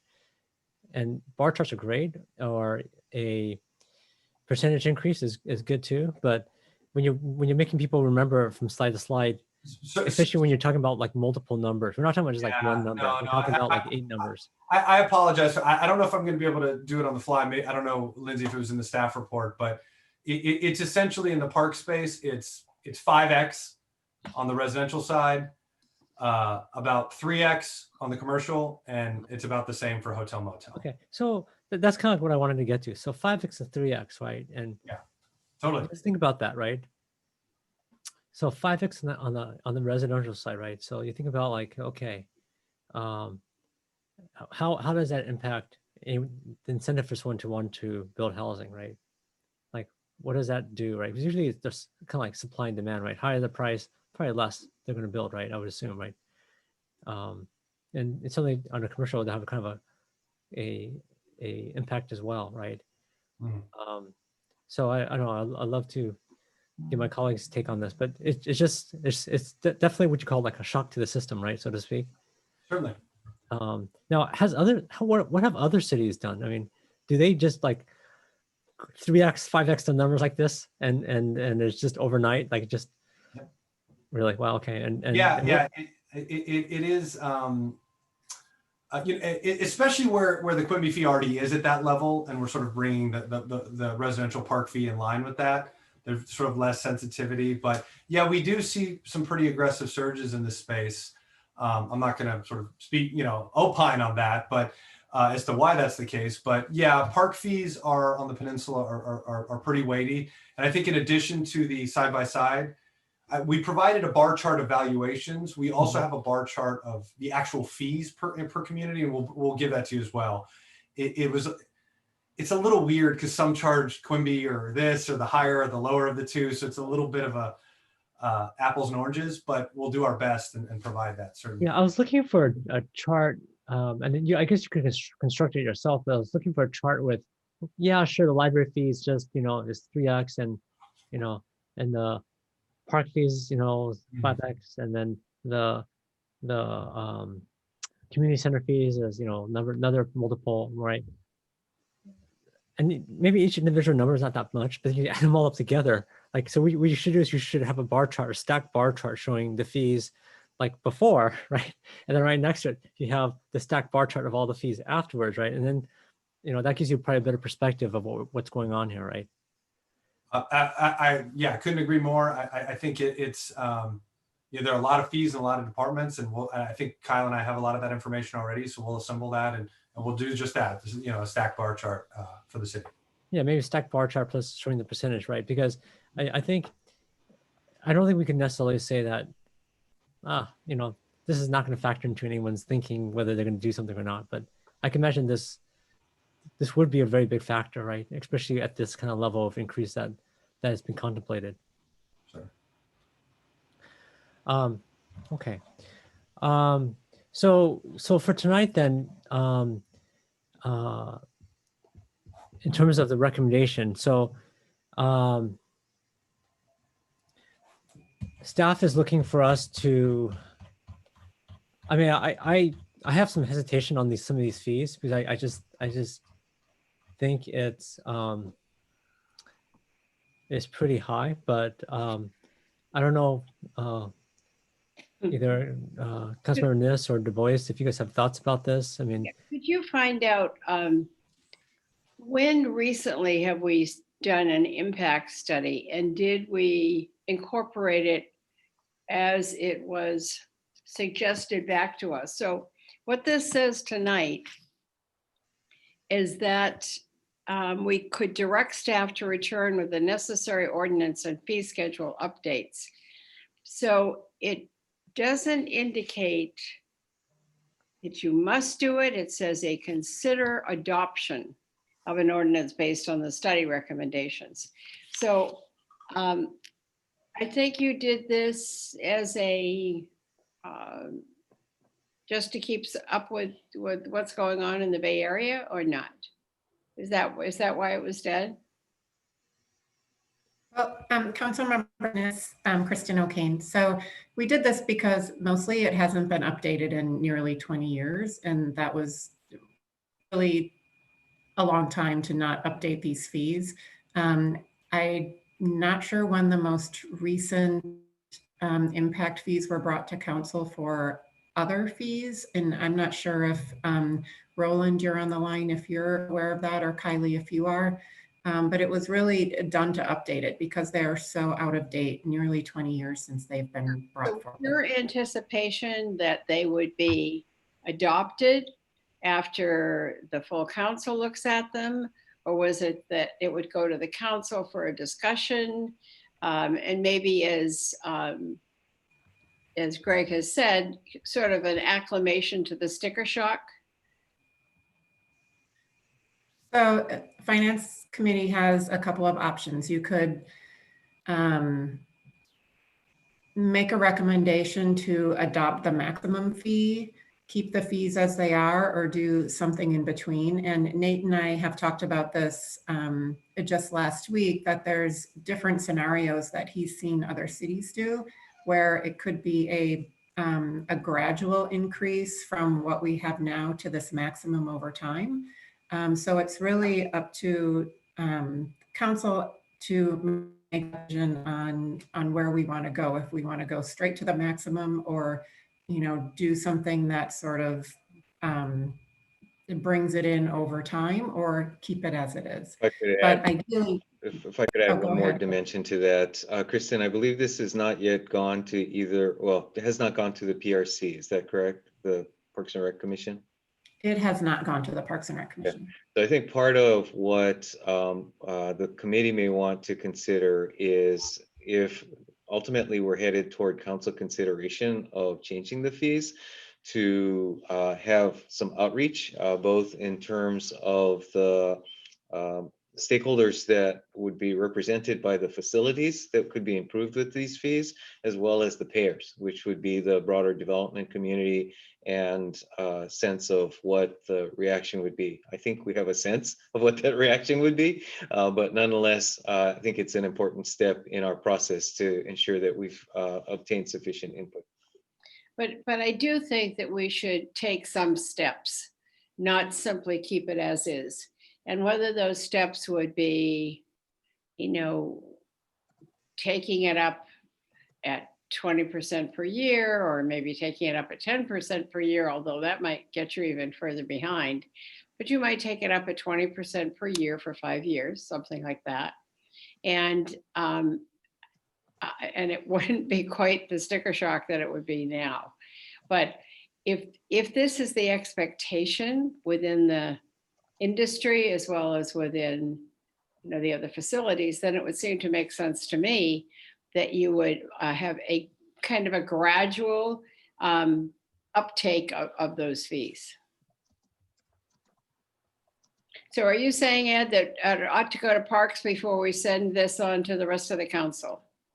I don't know that we've got a particular protocol in this, given it's been so long, but presumably, since the committee does not make direct referrals to the commission, it would make sense to have it heard by the council as a whole first, along with any direction or specific area that you'd want PRC to look at. Or again, it doesn't need to be referred to PRC. So that's, again, a discretionary call from the council. My point primarily is that some form of outreach would probably be in keeping with our general practice. Again, I feel like we should accept this report, send it to the council, and it should be an action item. It's a pretty big topic. And, maybe what we should do is give DTA, any feedback or comments on additional analysis or areas like I was asking about kind of total employees versus resident employees. I think those ratios could be different. The other area I had concern was density of employees, like, employees per square foot. We use different numbers for that depending what we're looking at. It seemed like you were using yet another different ratio. But Liz, I don't know that, there's really, I feel like it's going to be a pretty involved council discussion on kind of like along the steps that you're talking about. What I wonder is if it'd be better because like in our council meetings we're up to what 12 o'clock last night or something like that, or 12:30. I forgot how late we were up, but I mean I kind of feel, and I don't even know I'll be on the finance committee next year, but I kind of feel it would be good for just for efficiency because I think the vice mayor brought some good questions. I thought Councilman Nis brought up some good questions. I think people would have a heart attack when they saw some of this, when they see like 5x, even over 20 years, that's like 25%, 25% a year increase for 20 years. That's what, so that's like way past the rate of inflation, right? Like by 10x, right? So it's like such like big numbers, right? Increase that I think that I think that it'd be worthwhile to give staff a chance to answer some of the vice mayor's questions, maybe some of my, getting some of the things I talked about, as well as some of the things that Councilman Nis talked about, letting staff and giving our consultant time to kind of put more of this together, and also think about what would be a reasonable plan to if we want to ramp it up. And also there's a lot of policy questions that would probably be good for council to discuss, right? Like, do we want to discourage, some sectors or not, right? So I at least, when I read this, it didn't seem like we had to do it. There's no one pounding on our door saying, you got to do this right now, right? It's not like we're gonna lose some funding if we don't do this, but it's something where I think it's probably worth it, because this is like a pretty massive change. At least not to say we're going to do it, but what we could possibly do is a pretty massive change. And I think it'd be worth it to take some time to try to make sure that there's enough, that staff has enough time and our consultant has enough time to kind of see things through. And it's not like this also has to go through Parks and Rec as well. So I don't know, that's where I'm leaning. Again, if we refer to council, we don't usually put a time frame on it, and we do lose money. If we haven't updated these fees, every project that comes, we're losing money. That's exactly what we're doing. Well, I think the issue also is that we're kind of in a recessionary time, so I don't know, like if someone tries to get a construction loan right now, I mean, a lot of people aren't building anyways, so I don't know. This might be a good time to kind of figure some of this out. And also, like, the thing I also wonder about is how does this impact like the goal of housing, right?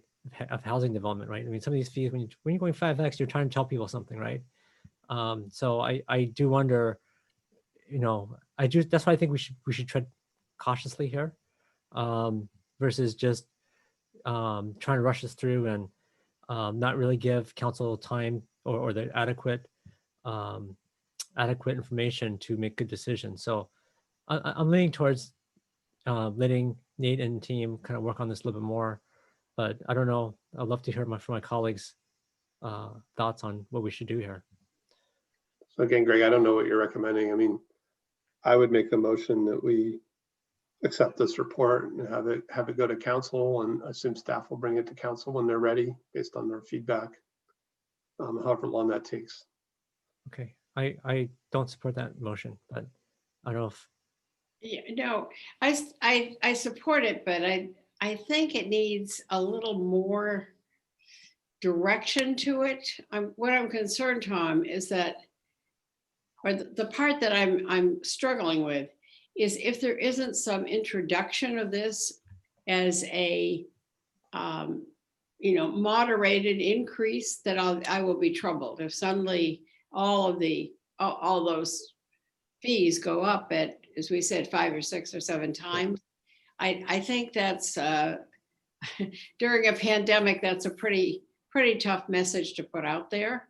So I'd support it if you would indicate that somewhere in there that this should not be.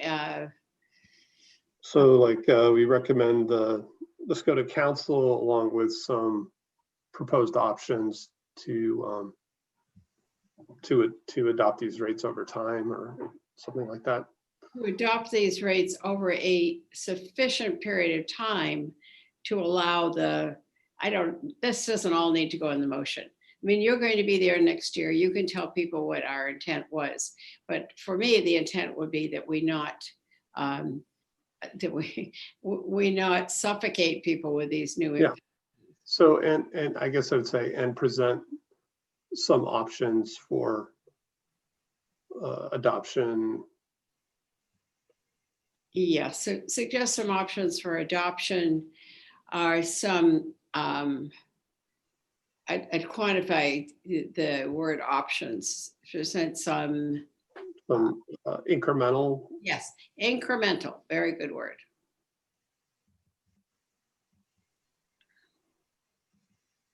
Because they're pretty hefty. And I mean, it's our doing that we didn't do this before. But it shouldn't be foisted on our residents because we didn't do it before, that suddenly we're going to make up for the 20 years that we didn't do it. Right. Okay. Are you seconding that? Yes, so I seconded that.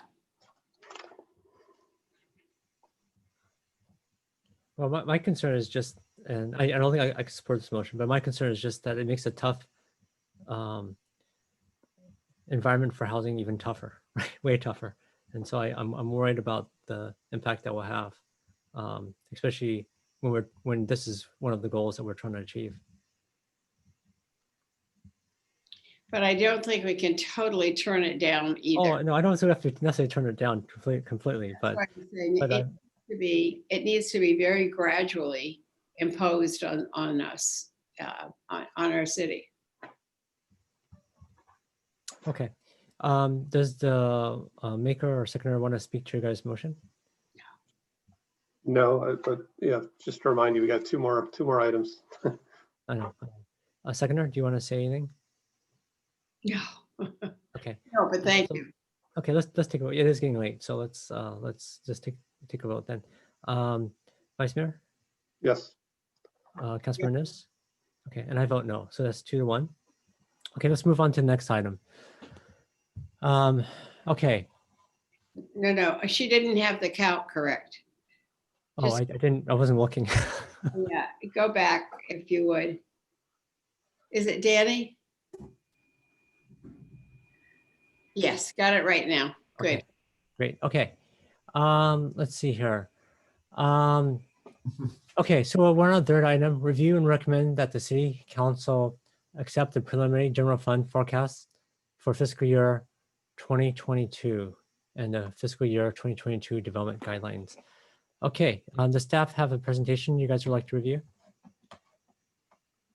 Yeah. And something, hold on.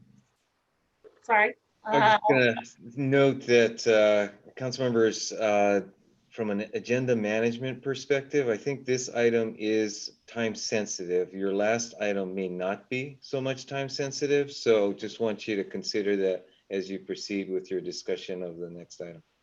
Okay. All right. Thank you. Good evening, Kylie Nose, Administrative Services Director. Before you tonight, we have the what we are calling a preliminary forecast. It is a one-year forecast for FY 2022, given the uncertainties that we all are facing right now. This is the first step in what will be the continuation, frankly, of multiple touch points that we continue to have with both the Finance Committee and the Council on our financial status, both near term and long term. So I'll have staff go through the presentation, which is really about nuts and bolts. And I guess big picture, something to consider and think about as a committee is recognizing that I know we normally provide a 10-year forecast right now, but in all honesty, as we were preparing this report ready for print, we started in our additional lockdowns. We have heard from our economist at the last study session on November 30th that recovery is expected to come with the vaccine, but it will take a period of time for us to do that. So we thought it best to really look and focus at the near term so we can start our financial planning for next year, and then ultimately come back with the full council in the new calendar year with a further longer term forecast.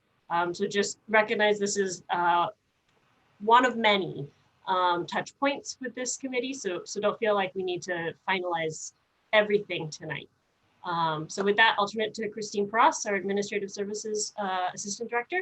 And I think you're going to share screen, or did you want me to? All right. I can share screen. Thank you. I have it up, no worries. Hi, everyone. Christine Pross, Assistant Director of ASD.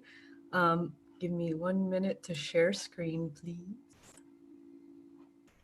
Okay, can everyone see the first slide? Yes. Okay, great. And then, so let's advance. Okay, great. Okay. As Kylie mentioned, normally we do a 10-year long-range financial forecast and present that to the Finance Committee in December. And it normally marks the beginning of the annual budget process. As she mentioned, it's important that our planning continues as we adapt to the changing elements of the pandemic and potential outcomes as news develops. Instead of a 10-year long-range financial forecast, staff is presenting a preliminary forecast that is focused on the near term based on current economic situations and continued unknown impacts of COVID-19. While simultaneously addressing these unknowns, the city faces several fiscal pressures, including funding for the 2014 infrastructure plan projects, growing employee costs due to market conditions, and proactive funding of pension obligations. This forecast is intended to provide an update to the city's financial picture and is used as a planning document to address these pressures. Review of the forecast and budget process guidelines are significant as the city weighs programs requested by the community, continued work on economic recovery, and working together to adjust expectations over the long-term horizon. This staff report covers a summary of the service reductions taken in fiscal year 2021 that were assumed to not continue in 2022. Discussion of the national, state, and local financial climate, revenue, and expense forecasts for fiscal year 2021 and 2022, including brief discussion of various categories, alternative revenue assumptions that demonstrate a range of outcomes that could happen depending on many unknown factors, and also finally, the 2022 budget development guidelines. A real quick touch point on the economy, because I do want to get more into the nuts bolts in the view of the tables in the staff report. The economic picture at the national, state, and local level change weekly, if not daily, as a result of the state and county health orders issued in November and December. Staff has included various information in the staff report specific to GDP and unemployment. Hopefully that provides you some information. And one thing to note that is pretty major here is that the third calendar quarter of 2020 had positive results that are reflected in tax revenues and positive employment statistics. However, with the recent spike in virus and recent county and state health guidelines, that has completely changed the expectations, and these levels are most likely to drop. Getting down to the fiscal year 2021 and 2022 forecasts, bringing you through this. This is staff's best estimates for projected revenues and expenditures. Assumptions and parameters modeled in the forecast will be revised and refined as trends develop and more information becomes available in the 2022 budget process. To orient you and walk you through this table, staff has included 2019 and 2020 actuals, adopted total revenue and expense for 2021, and staff's projected forecast for 2021 and 2022. We've also included scenarios that show how an additional 1, 10, and 15% increase in economically sensitive revenues will impact the city's financial position. And for intensive modeling, we considered sales tax and TOT, which are the two major tax revenues that are getting severely impacted by COVID-19 as the model for the 1, 10, and 15%. Based on this modeling, it is estimated that if all things held flat on the expense side, the general fund would need an additional increase of 15% in sales tax compared to the base case to mitigate the shortfall that we're projecting in 2022. So within the base forecast for 2022, staff is currently forecasting a $4.7 million gap in the general fund. This is based on information available through October and early November and continues to be a moving target. As expected and known, our environment continues to change as we respond through managing through the pandemic. This forecast assumes no restoration of the reductions taken in the 2021 budget. So that takes us through that. As far as major revenue projections here, this is really the shortfall forecasted in 2021 is driven by economically sensitive revenues. In table 4 of the staff report, we summarize those tax revenues, and they've changed from a high of 135 million in 2019 to 113 million in 2020. And right here you can see the comparison between the 2021 adopted levels and with the forecast of 2021 and 2022. Staff assumes that in this forecast that revenue levels will improve in 2022, hoping that progress continues with the virus and deployment of an effective vaccine. We're hoping that sales tax will rebound from more conservative levels assumed in the 2021 adopted budget. However, we are seeing that occupancy and roommate trends are decreasing and will experience a decline in 2021 compared to what we assumed in the adopted budget. So just a point for the committee on this, the prior slide, a really good table if you want to know the nuts and bolts of the adjustments is table 4 in the staff report, page 9. And so you can see specific assumptions by each of the revenue categories. So although overall revenues are up 3%, as Ms. Pross just said, the taxes are expected to grow about 7%. And you'll see a significant increase in TOT infrastructure. An important factor of this for this committee and the council to understand on that is this does assume that the 2 new hotels do come online in calendar year 21. So we have heard from, these are the ones that are on, I think, San Antonio, if I remember correctly. But there are hotels that are in process. Obviously, we're not estimating the TOT receipts from them to come in at a 90% occupancy or anything like that. But we are assuming that those additional room counts coming online, I guess is how you should put it. So that's significantly impacting that outlier that you'll see in that table.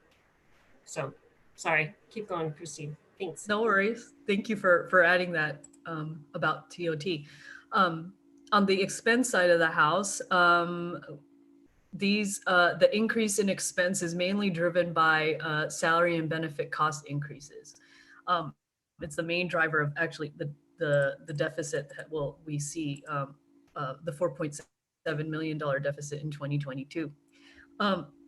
detail for expenses can be found on table 5 of the staff report. Gosh, I apologize. I should have pulled the packet page number, but happy to flip to that if needed. Good reference point is that total expenses in the general fund have decreased from a high of 224 million in 2019 to 204 million in 2022. Also included in our expense assumptions and things built into the forecast are the committed additions for O&M, and that assumes that O&M costs for capital projects that are anticipated to be completed in 2022. So our forecast includes 0.1 million in maintenance for the agreement with Caltrains for the Highway 101 bike bridge. Another thing to note, the transfer to infrastructure as per council policy, TOT revenue generated by the additional 3.5% voter approved increase and all new hotels open since I think 2014 or 15 are dedicated towards capital improvement, and corresponding adjustments for this have been made in the forecast, as well as the alternative revenue scenarios we have in the report. This slide takes a snapshot of some of the assumptions not included in the forecast, and additional detail and discussion is included in the staff report. We just wanted to highlight a few of those items for you if needed for discussion. Are we going to have facial equity? I think that's a typo. Oh, I was hoping we all got facials, which would be awesome. Oh dear. Well, saw that too. I hope COVID lifts soon so we can all do that too. I think men deserve facials just as much as women. Agreed. Thank you very much. Conclusion and next steps. I'll go down in the books. Conclusions and next steps. The financial impacts of COVID-19 pandemic and health orders have significantly restrained consumer spending. Resumption of economic activity relies on effective vaccine and containment of the virus. Health orders in November and December may change the city's immediate financial picture as society feels similar uncertainties experienced in this spring. Next steps, and totally open for discussion here, is in February, we plan to present to the Finance Committee mid-year results and an expanded forecast as more information comes to us and more data is available with Q4 trends. And as always, budget process for the spring. So, and then this is the recommended action. I'm happy to read it. Review and recommend that the City Council accept the fiscal year 2022 preliminary financial forecast and annual budget development guiding principles, and direct staff to use this forecast as a starting point for the initiation of the 2022 budget process. That's it for our presentation. Okay, thank you for your work on this. So can the clerk please open up public comment on this item? Yes, of course.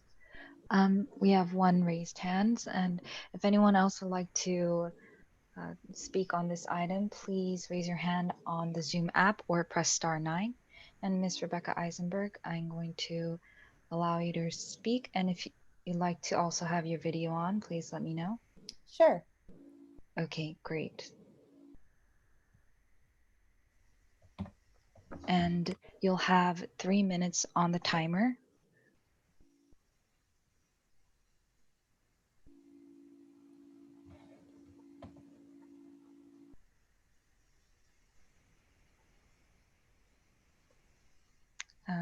If you can mute yourself as well. Sorry about that, and sorry about my weird angle, but we're going to go with it right now. I'm very grateful for the work of the finance department, but you did miss a couple things. For example, there was no reference to the repercussions of Lydia Ku's attempt to put the city of Palo Alto into breach of the settlement agreement. that has resolved the lawsuit filed by the ACLU and the NAACP, which, according to sources, could cost the city of Palo Alto as much as $5 or $10 million in legal fees if she does succeed in putting the city into breach of the settlement.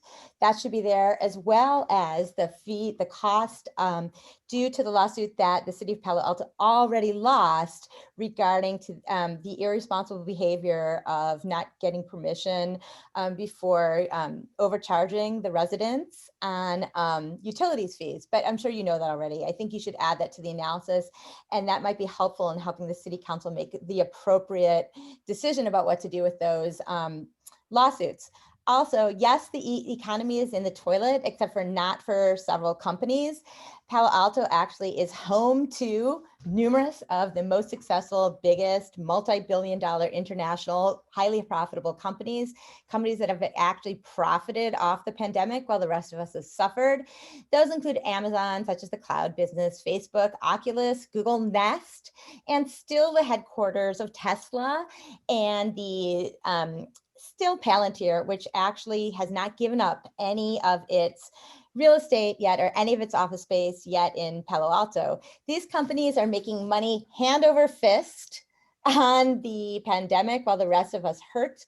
And the city of Palo Alto continues not to tax these companies to help with this budget. As you know, budget is more than cutting costs. It's also about increasing revenue. Given that 80% of our land is owned by large companies, and many of those large companies are highly profitable, it is getting to the point of extreme irresponsibility, bordering on recklessness. And I kind of think incompetence, Ms. Paras, that the budget, that the Finance Committee has not at all entered any of these possibilities into your analysis.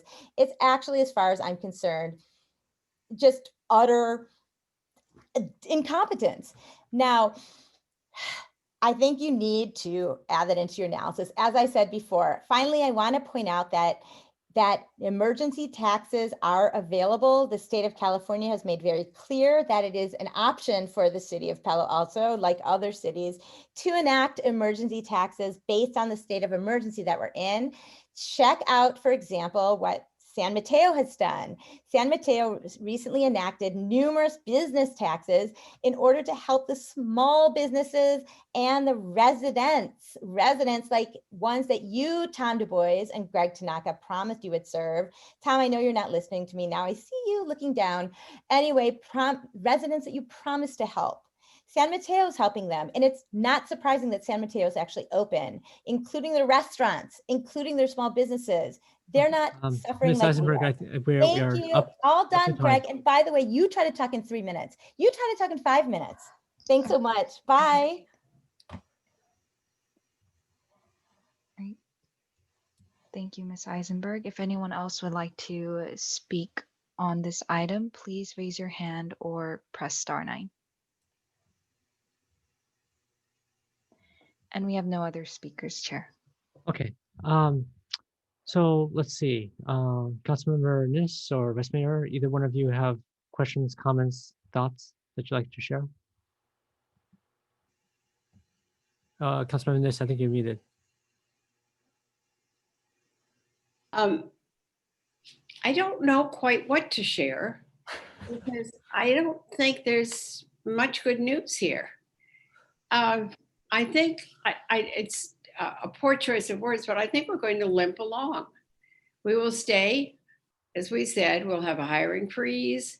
We'll continue to look for other areas where we can cut back. It will be an unpleasant situation.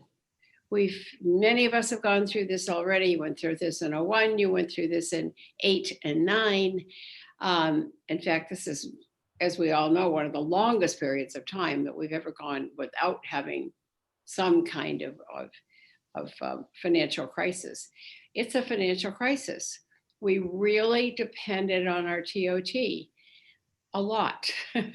And to make up for the money that is not being collected is going to take, I'm not sure, there must be some great formula for what it takes when you have lost and then you have to make it up for over a long period of time, which is what we will have to do. So I I think there's still some really tough decisions. I'm not going to be making them, but you will be making these very hard decisions in May and June. And they will be painful. And it seems, relatively innocuous at the moment. But by May and June, it won't, because that's the time we'll actually start cutting programs and we'll start cutting personnel, neither of which feels good. So that's my cheerful thought for tonight, Greg, to be honest. I don't think there's a whole lot we can change. And if there's something we can change, then we should do that. But I don't see very much, other than I've certainly heard tonight, that we need to tax businesses. Yeah, we heard that several times. Vice Mayor, do you have any thoughts, questions that you? Yeah, so I guess we got this 4.7 million gap. I mean, what is staff's biggest recommendation? Like, how do you see us filling that? In terms of, did I hear you correctly? How does staff expect us to balance that? Yeah, I mean, what do you think is most likely as we go through the budget? We come back at mid-year with some recommendations. So you don't have any early ideas? We have lots of early ideas, but nothing that's baked to the point that we should be sharing them publicly. Okay, couple thoughts. Again, I know we've asked in the past, but looking at construction bid trends and really, I think there's some interest in potentially sharing data with other cities. I know Sam Licardo's interested in doing that. So again, as we think about bidding some of these construction projects, if we start to see a downward trend in people eager to get contracts, I think that'd be really helpful to us to know that. And again, maybe it hasn't happened yet, but and I, echo Councilmember Nissa's comments. I think again, if we're going to be looking at staffing adjustments, the other one is really, TOT. Are there some ideas of things we can do that would help our hotels recover more quickly? And I really think we should consider some stronger prohibitions on housing units that are 100% rented as short-term rentals on Airbnb. I know I've brought it up in the past. I'm not talking about renting a room in an owner-occupied house. I'm talking about houses that are used as hotels. I think, maybe putting in some of those protections would again help drive demand back in our hotels faster. It's just, and if there are other ideas like that, I think we should consider them. And then, part of what I mentioned last night at the meeting was, do we really need to start to think about how we pivot our economy if the working environment in the future is that people only commute a couple days a week? I think we really need to think about being less of a commuter-driven economy and what that would mean. I do think, I heard what you said, Kylie, but I think we are going to see some number of years of forecast. So hopefully you guys can get to that, get the 10-year forecast done. Yep. Because I really think, when you're looking at a really short snapshot of just a year or two, it's not a great way to make decisions. And really looking at some scenarios with the vaccines and recovery, even if it shows that recovery is going to take longer, I think it's going to be useful for to see those numbers over time and what that's really going to look like, just to adjust expectations on the council as well. That maybe we can't get as many things done as we could last year. Thank you. Yeah, that's kind of what I took away from it. Okay, great. Can staff bring up the staff report, and can we go to table 4, please? And as staff is bringing that up, so I have to agree with the Vice Mayor. I do think that there are some systemic changes that are happening. I don't know whether we're going to still benefit from being able to have, being a bit of a commuter town, so to speak. I know that business travel in general has changed. Like a lot of people getting used to Zoom, and business travel may never be what it was, right? That's maybe a unfortunate reality, at least for our city in terms of TOT. I think you guys all heard an announcement from Elon Musk. He's moving to Texas, right? So, we saw the HP Enterprise moved to Texas as well. Some prominent venture capitalists have also started to move right to out of state, out of area. So, I think, I think the vibrant economy we had was great, and I hope it comes back and it continues.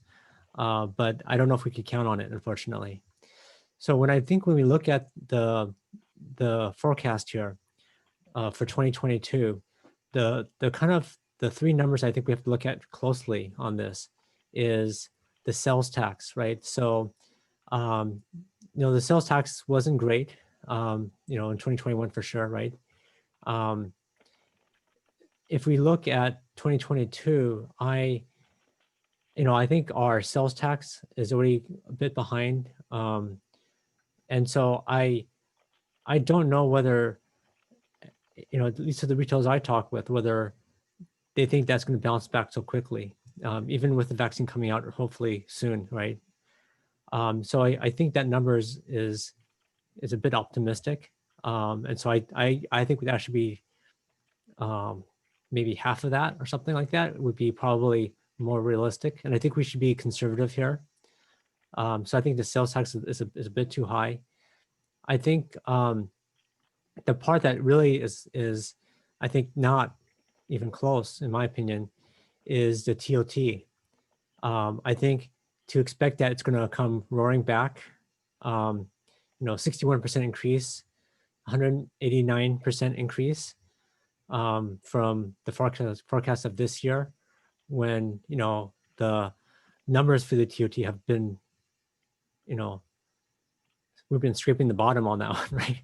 I mean, it's dire. It's truly dire. So I don't think that those numbers are even close to being correct. I think I love the numbers to be what you have on this piece of paper, but I don't think that's even realistic, because I think there's been some shifts, and even with the vaccine, and I think the big thing is Zoom, right? We're Zooming right now, and I don't know whether you still need to see amount of business travel, and especially as some of the things that drew people to Palo Alto are moving out. I don't think we're going to get the kind of hotel draw that we used to get. And I do think that the Vice Mayor is correct. We have to think about how do we become more competitive.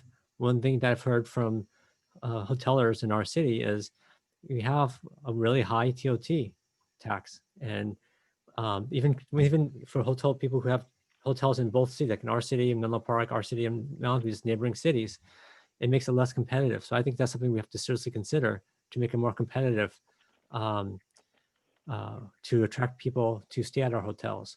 But I don't think these numbers are realistic. I think numbers are I think it will be more than probably this year, but not 189% more. I don't think that's even with the new hotels coming on. I just don't think that's possible. At least from the economists I talked with, the people that are running hotels, none of them are baking in that kind of forecast. So I think that is a wish, not a likely scenario. Which comes down to the number on the bottom, unfortunately, right? The negative 4.7 million. If you start lowering the sales tax, let's say you lower that by, 2 million, and then you take the transient occupancy, the TOT, right? Is it going to go from, a forecast of 4 something million, which I don't think we're going to even hit 4 million this year, to like suddenly 10 million? I would like to think so, but I don't think so. So I think you have to bake in probably another $4 or $5 million shortfall here, if we were to be prudent, right? I think it's more like maybe like a $9 million deficit, not a $4.7 million. And I don't want to be such a downer here, but and I'm hoping that I'm wrong. I'm hoping that the economy comes roaring back, but it doesn't look like it. Right, it just doesn't look like it so far. So I'm worried that this forecast right now is a little bit, even though it's a pretty gloomy forecast. I think it is a little bit too optimistic, in my opinion. So that's my thoughts there. Then can we go to the second table? table 5. So on table 5, the part that okay, so I think the first thing is, can staff talk about why, when people are losing their jobs and people are taking pay cuts, people having trouble paying their rent, why did we budget in a 7% increase? I mean, this to me just kind of jumped out at me. Why do we plan for a 7% increase in raises for our employees? It doesn't seem right, and I don't think it seem right to the people of the city to see something like that. Why would we forecast or anticipate that we're going to give a 7% increase in compensation in these gloomy times? Why? I mean, it just help me understand what is the rationale behind that. Let me try and take it from an assumptions perspective first, and then we can get into the, I think as you had articulated, the principles of it. So this number and the 7% growth isn't just salaries. So I think it's a misnomer to articulate to the public as well as our staff that we are programming a 7% raise for staff. These are all costs. So this includes workers' compensation, which is absolutely on the rise and is expected to continue to rise with the COVID situation. This includes pension costs, which includes both the unfunded liability as well as the normal costs, as well as the council's proactive funding of the 115 Trust Fund. It also has benefit costs. So obviously healthcare costs are increasing, et cetera. And then it also has salary. So that 7% is a blended rate.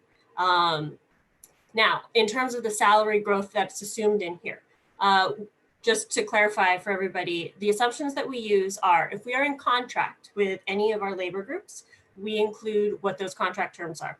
So as the council knows and the committee knows, we did deferrals of a lot of wage increases last year with our unions, primarily with, basically all of our public safety unions. But that was a 1-year deferral.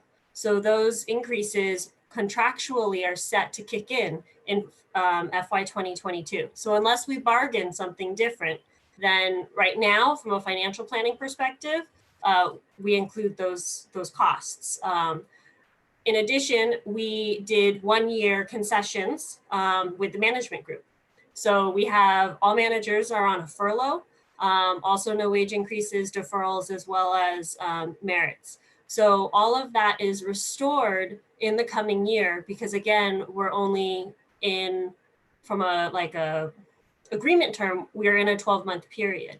Now, to the extent any groups are out of contract, our standard practice is to assume a 2% wage increase in terms of salaries. And that is just a policy that this council has chosen to do. Absolutely, that is something that we could look at whether or not it would materialize or not. And we can look at doing balancing strategies like we've done in prior years. But just from a modeling perspective, anytime we are out of contract, we do just put in a 2%. Because typically, I'll be honest, we do a 10-year forecast. And if you were to look at the annual wage growth over a 10-year period, a 2-year annual increase is a good kind of CAGR, so to speak, in terms of what our experiences are. So like I said, if there's a policy choice that this council wants to take, but these numbers for right now do reflect those either policy or in contractual agreements right now. So I understand that. And I think, at least from my perspective, the very last item we talked about, like doing 5X, potentially this committee talked about doing 5X increase in fees. And then here we're talking about like a 7% increase in let's say employee costs, right? Maybe that's probably a fair way of saying it. I think what we need to do, we already have what I consider to be an optimistic $4.7 million shortfall. I think it's probably more like a $9 million shortfall. I think we should start renegotiating with everyone and start talking about the hard times that we're having, because I don't think, I mean, this, we see the train wreck happening, right? We can't pretend it's not going to happen, not unless like Biden just like opens the floodgate of federal money and there's some raining in on our city, which maybe it will, I don't know. And when it does, we could rejoice. But until then, I think we have to plan for what we have, right? And so I think we have to start those hard discussions, right? Start talking about like we need to do furloughs, because if we don't, then we're gonna have to start doing layoffs, right? At some point, we're gonna have to start doing layoffs again, which is painful, and even more service cuts, which is painful, right? Nobody wants that. And so I think we should start greasing the skids in this to see if we can hold the salaries level, so we don't have if we start now versus just pretend that everything's good and then say surprise next year, we can make this less painful for everyone, right? But if people have the expectation like, oh yeah, I'm going to get this increase, and we're like, no, we don't have the money. In fact, we're even worse than that. I think it's not going to be good. So I think, I mean, we see the writing on the wall right now, and if everything comes roaring back, business travel like just comes roaring back, everyone doesn't do Zoom anymore, and we have all the communities come back into our city and eating and buying our stuff in our city, and all the hotels and restaurants and retail shops are just packed full of people. Great, okay, we could give the increases, right, and not worry about it. But I don't think any economist is thinking that's what's going to happen, right? I don't think that's a likely scenario. So I think we have to plan for what's likely, and the likely scenario is we need to hold the line here. We're going to have that tough discussions. I think all departments are going to have tough discussions about to kind of have a shared pain in our city and hold those salaries, right? I realize it's another year of it, but it's not going to be an immediate bounce back. TOT is not going to bounce back 189%. It's just not. It just cannot. And so I think if we don't do that, we're going to lead ourselves into trouble. And to pretend it's not going to happen is not prudent, right? It's not what we should be doing. So anyway, so I think that number needs to be adjusted. The other thing that I think should be adjusted is the transfer to infrastructure, right? So I think, so the question is, okay, so if we have this $9 million shortfall, how do we make this work, right? One way is on the employee cost, try to keep it level. We're not trying to say we're going to slash and lay more people off or to make people take pay cuts, but let's not do pay increases, right? Everyone knows what's going on in the city. There's no secret of that, what dire straits we're in. So I think we should have some shared pain on not getting an increase. And just think about in the private sector. In the private sector, people have taken massive pay cuts, including myself, right? So I think there's, I think we're not asking people to take massive pay cuts, but we shouldn't be giving increases either. And then the other big thing that I think is not right on this forecast here is the transfer to infrastructure. I think simply I know infrastructure is really important, and now if we get federal money come raining into the city, okay, let's turn on the spigots. Let's build everything. But I don't think the public safety building, I don't think the infrastructure, we could fund it like we were hoping to with the kind of budget we have. And so if we could hold the line on the salaries and benefits, tap down on the infrastructure transfers, we could make this work, right? And so I think those are the those are the changes that we need to make on this. Now I think the other thing that I think would be good for those are my thoughts in terms of how we could potentially get ourselves out of this hole here. But I think it would be beneficial to hear the political view from the Vice Mayor and Councilmember Nis on recommendation, because staff has to make some tough choices here, right? I think they already agree there's a 4.7, although I think it's unfortunately a little bit low or a lot low. But the question is, when staff comes back and says, okay, here's how we're going to make this balance, I think it'd be more useful for us to give them some helpful hints on what they could do versus them just trying to figure it out. Because I think from the political point of view, us as council members have our ear to the ground with the community. And so I think it'd be helpful for us to recommend to staff what are some suggestions. I gave my 2 cents here, right? The salary and benefits and infrastructure, but I'd love to hear from the Vice Mayor and Councilmember Nis too on this. Yeah, so again, I feel like I have a completely different experience. And so again, I think we need to be creative, and Councilmember Tanaka could be right about business travel. I think one thing we should be looking at is tourism and other kinds of travel. Like, let's be creative here. I mean, we live in a pretty interesting place. And we're going to have that great history museum hopefully soon. You know, I'm reading a lot, you know, the private sector, especially white collar workers, have been relatively unaffected, and that's what we live in. So I know not everybody's being impacted the same way, but quite a few people in the Bay Area are kind of relatively unimpacted by what's been going on. And, you know, I think it is unrealistic to expect a professional staff to go a couple of years without recognition, without pay increases. So we do have to figure out our revenue story. I don't see things quite as dire as Councilmember Tanaka. You know, and again, I think what you guys have been doing about bringing in some experts and continuing to provide data is just going to be critical. So we can all have different opinions about the future, but the more we can get some data about what's really happening, particularly local to us, you know, like, you know, kind of averages for the country aren't necessarily as applicable, I think, in our area. But I still think this big one is going to be Stanford reopening, and when do all those staff and students, you know, come back? That's going to have a big impact on our economy. You know, Liz, do you have some more thoughts? You muted, Liz. To be straightforward and so forth, or whether to just say, good luck, guys. I won't be here. I'll miss all of you, but I will not miss that process. You know, I have lots and lots of war stories from times past, and none of them are pretty, and none of them are not painful. And I spent most of 2010 sitting on the dais watching people literally just cry because they lost their job. Their son lost their job. They lost their house. They lost their car. I hope it doesn't come to that this time. That would be my prayers that doesn't happen. But my advice is be ready for anything. You have no idea what's going to come by June.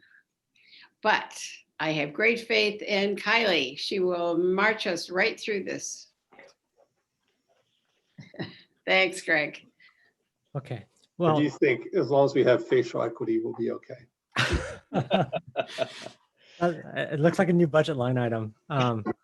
So, okay. So I think staff is looking for us to make a motion here. You know, you guys know where I stand on this. I think I would like to play it more conservative. I don't know. You hear the vice mayor, he feels that we're good the way it is.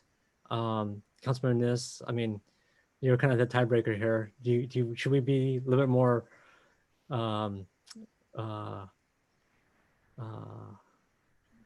conservative here, or should we just? And that is a serious one. I would be more conservative than anything. It is so much easier to put stuff back in than it is to go in reverse. You know, take out what you can now, and it'll seem pretty dramatic until the time comes when you would have had to take it out anyway. Okay, so then I'll make a motion then that we do the staff recommendation with the following revisions. I don't know if someone could bring the motion on the screen for us to look at.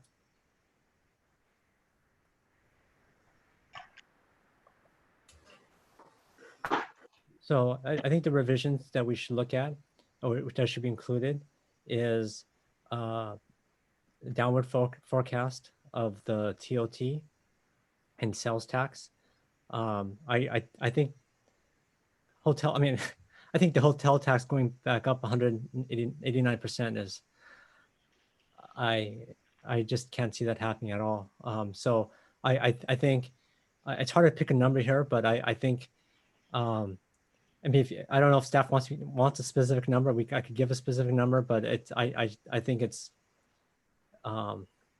way too high.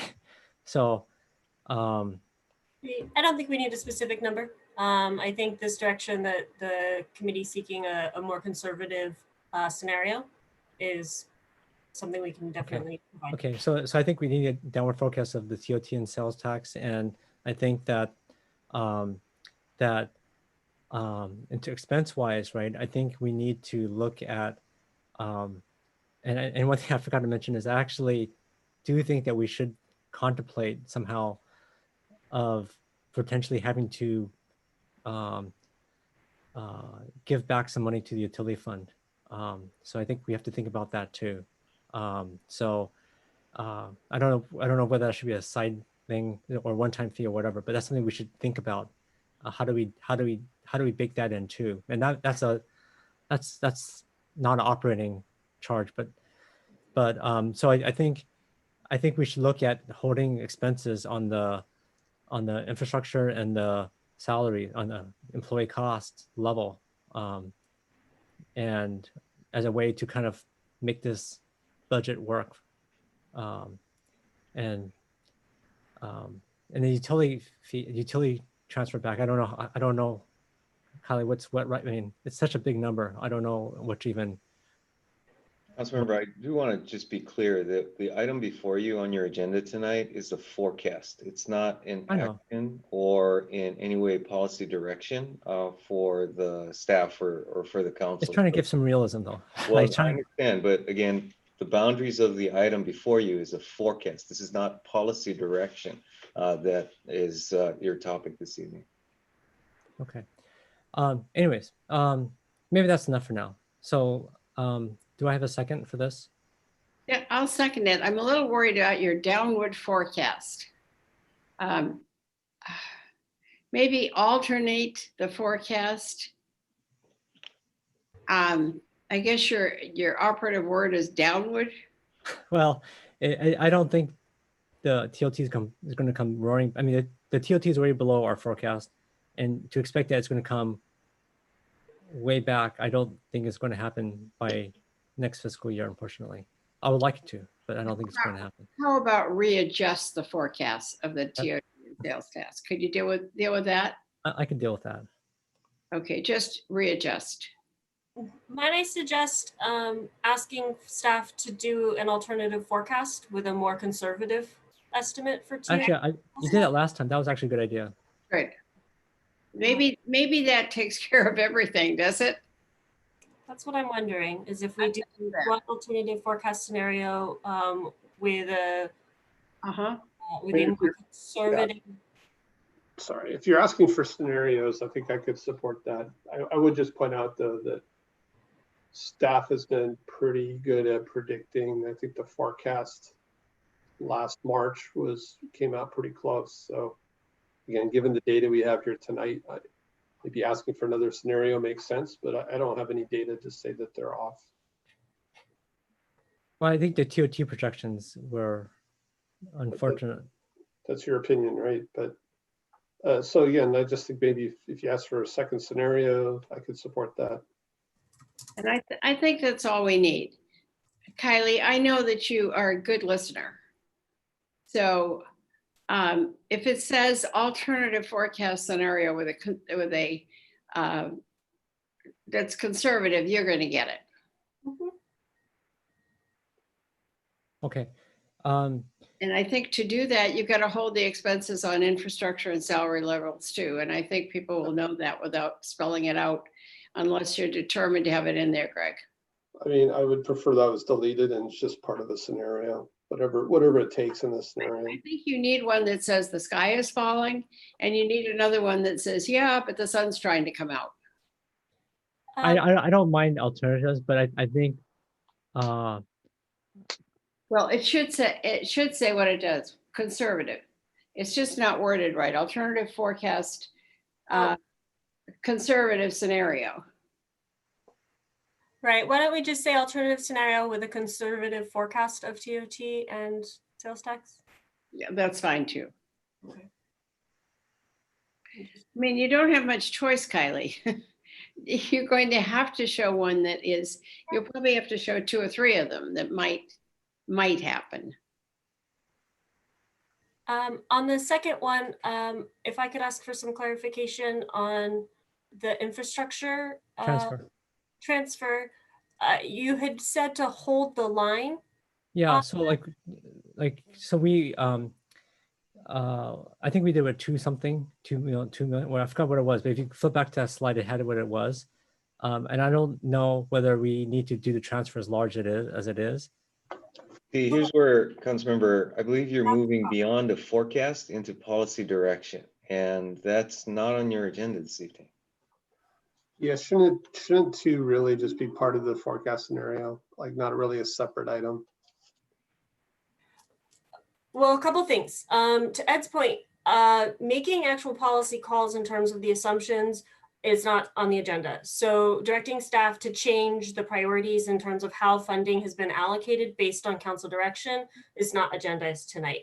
I think I can erase the concern about the transfer to infrastructure because the one that I think you're referring to, Councilmember Tanaka, is the one that's the straight pass through of TOT receipts. So in the alternative forecast scenario, when we drop the TOT estimates, it will naturally drop that transfer to infrastructure based on the current council policy direction.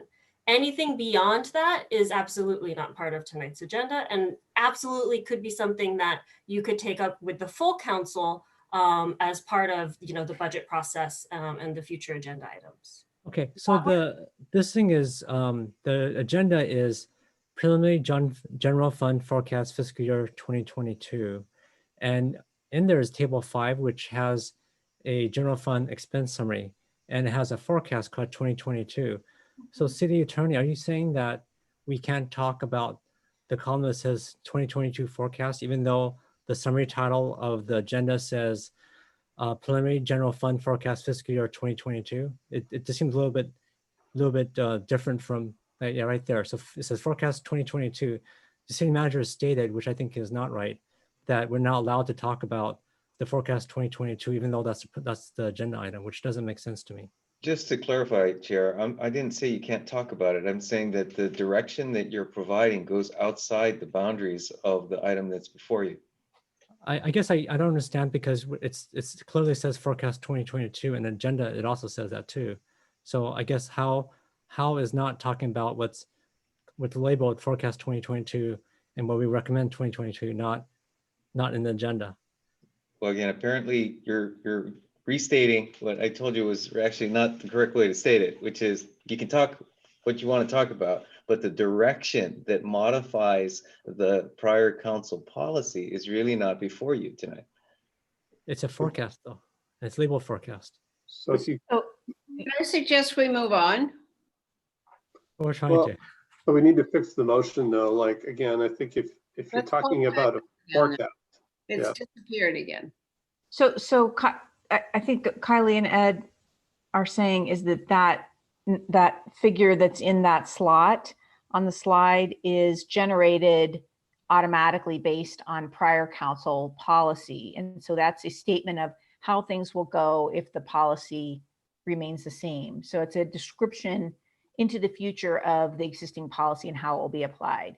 So that's for you to know that's how it would be under the current policy. And then you can talk about what that means, but in terms of making a change in that policy, what city manager is guiding you towards is that's the next step, and you'll certainly be involved in those discussions. That will be an item that council, I'm sure, will be able to consider and talk about, but the conversation is not noticed or framed in that way to make that change as an outcome. It's really interesting to hear staff talk about their salary increase like that even though it's labeled forecast. I thought you were talking about the infrastructure number. No, we're talking about this. We're talking about I think Clary said the infrastructure number is okay. We're talking about the one that says the 7% salary, the 7% compensation increase. Actually, no, remember, I thought you were referring to changing the infrastructure transfer. Yeah, well, we're talking about both. We're talking about both, actually. Right. Yeah. Greg, I think Just to be clear, I was not speaking about salary increases in that regard. I was speaking about the infrastructure number. And Greg, it comes up every year. I think you bring it up every year, the 2% assumption plus the overhead costs.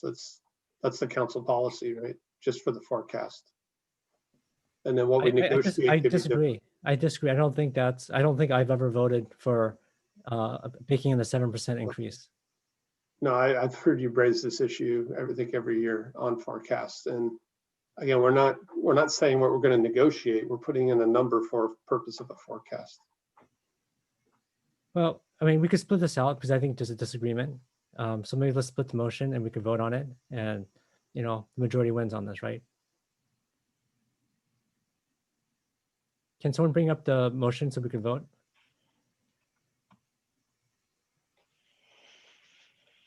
Okay, so let's do this. Let's split out number 2. We'll vote on A and B separately. So actually, does anyone else want to speak on the motion? I don't really understand what B means or what it is.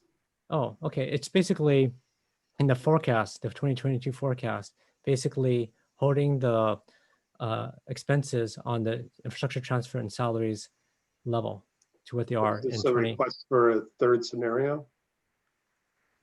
Well, we could also do it that way too. I'm okay with that. I just don't understand. It's not a sentence.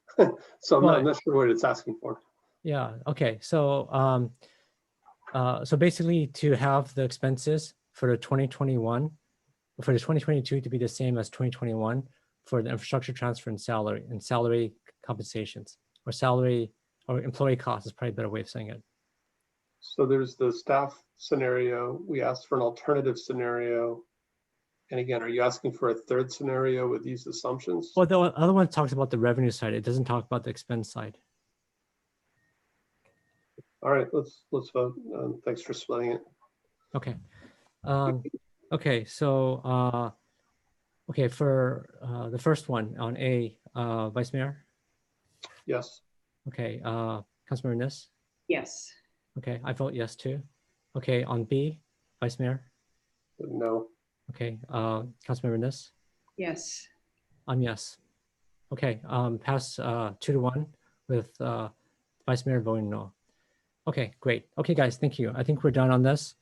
So let's move on to the last item, And which is Councilmember Tanaka, I would recommend that the committee defer the last item. It is after 10. We went till 12:30 last night. Your staff worked an entire full day today and has a full day of appointments tomorrow. I am actually okay with that, but let me ask my colleagues. Vice Mayor, Councilmember Nis, how do you guys feel on I'm ready to I'm ready to ascend the staircase.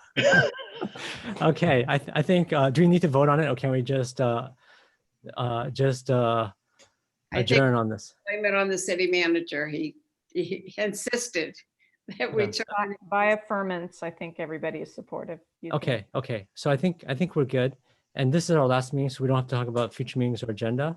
And so I think we are done for the year. So Merry Christmas, everyone. I think Kylie and Ed, we usually talk, but I think this is our last meeting, so we probably don't need to talk today. One thing I want to check in on with you, do we have a one-on-one on Friday? I didn't check my calendar, but if you send it to me, if it's on there, I am there. I put it on there. Okay, so hopefully we do. All right, thank you. Thank you to staff. Yeah, thank you, staff. Appreciate it. Okay. Thanks, everyone. Bye, everyone. You all. Bye, everybody. Cats. Happy holidays.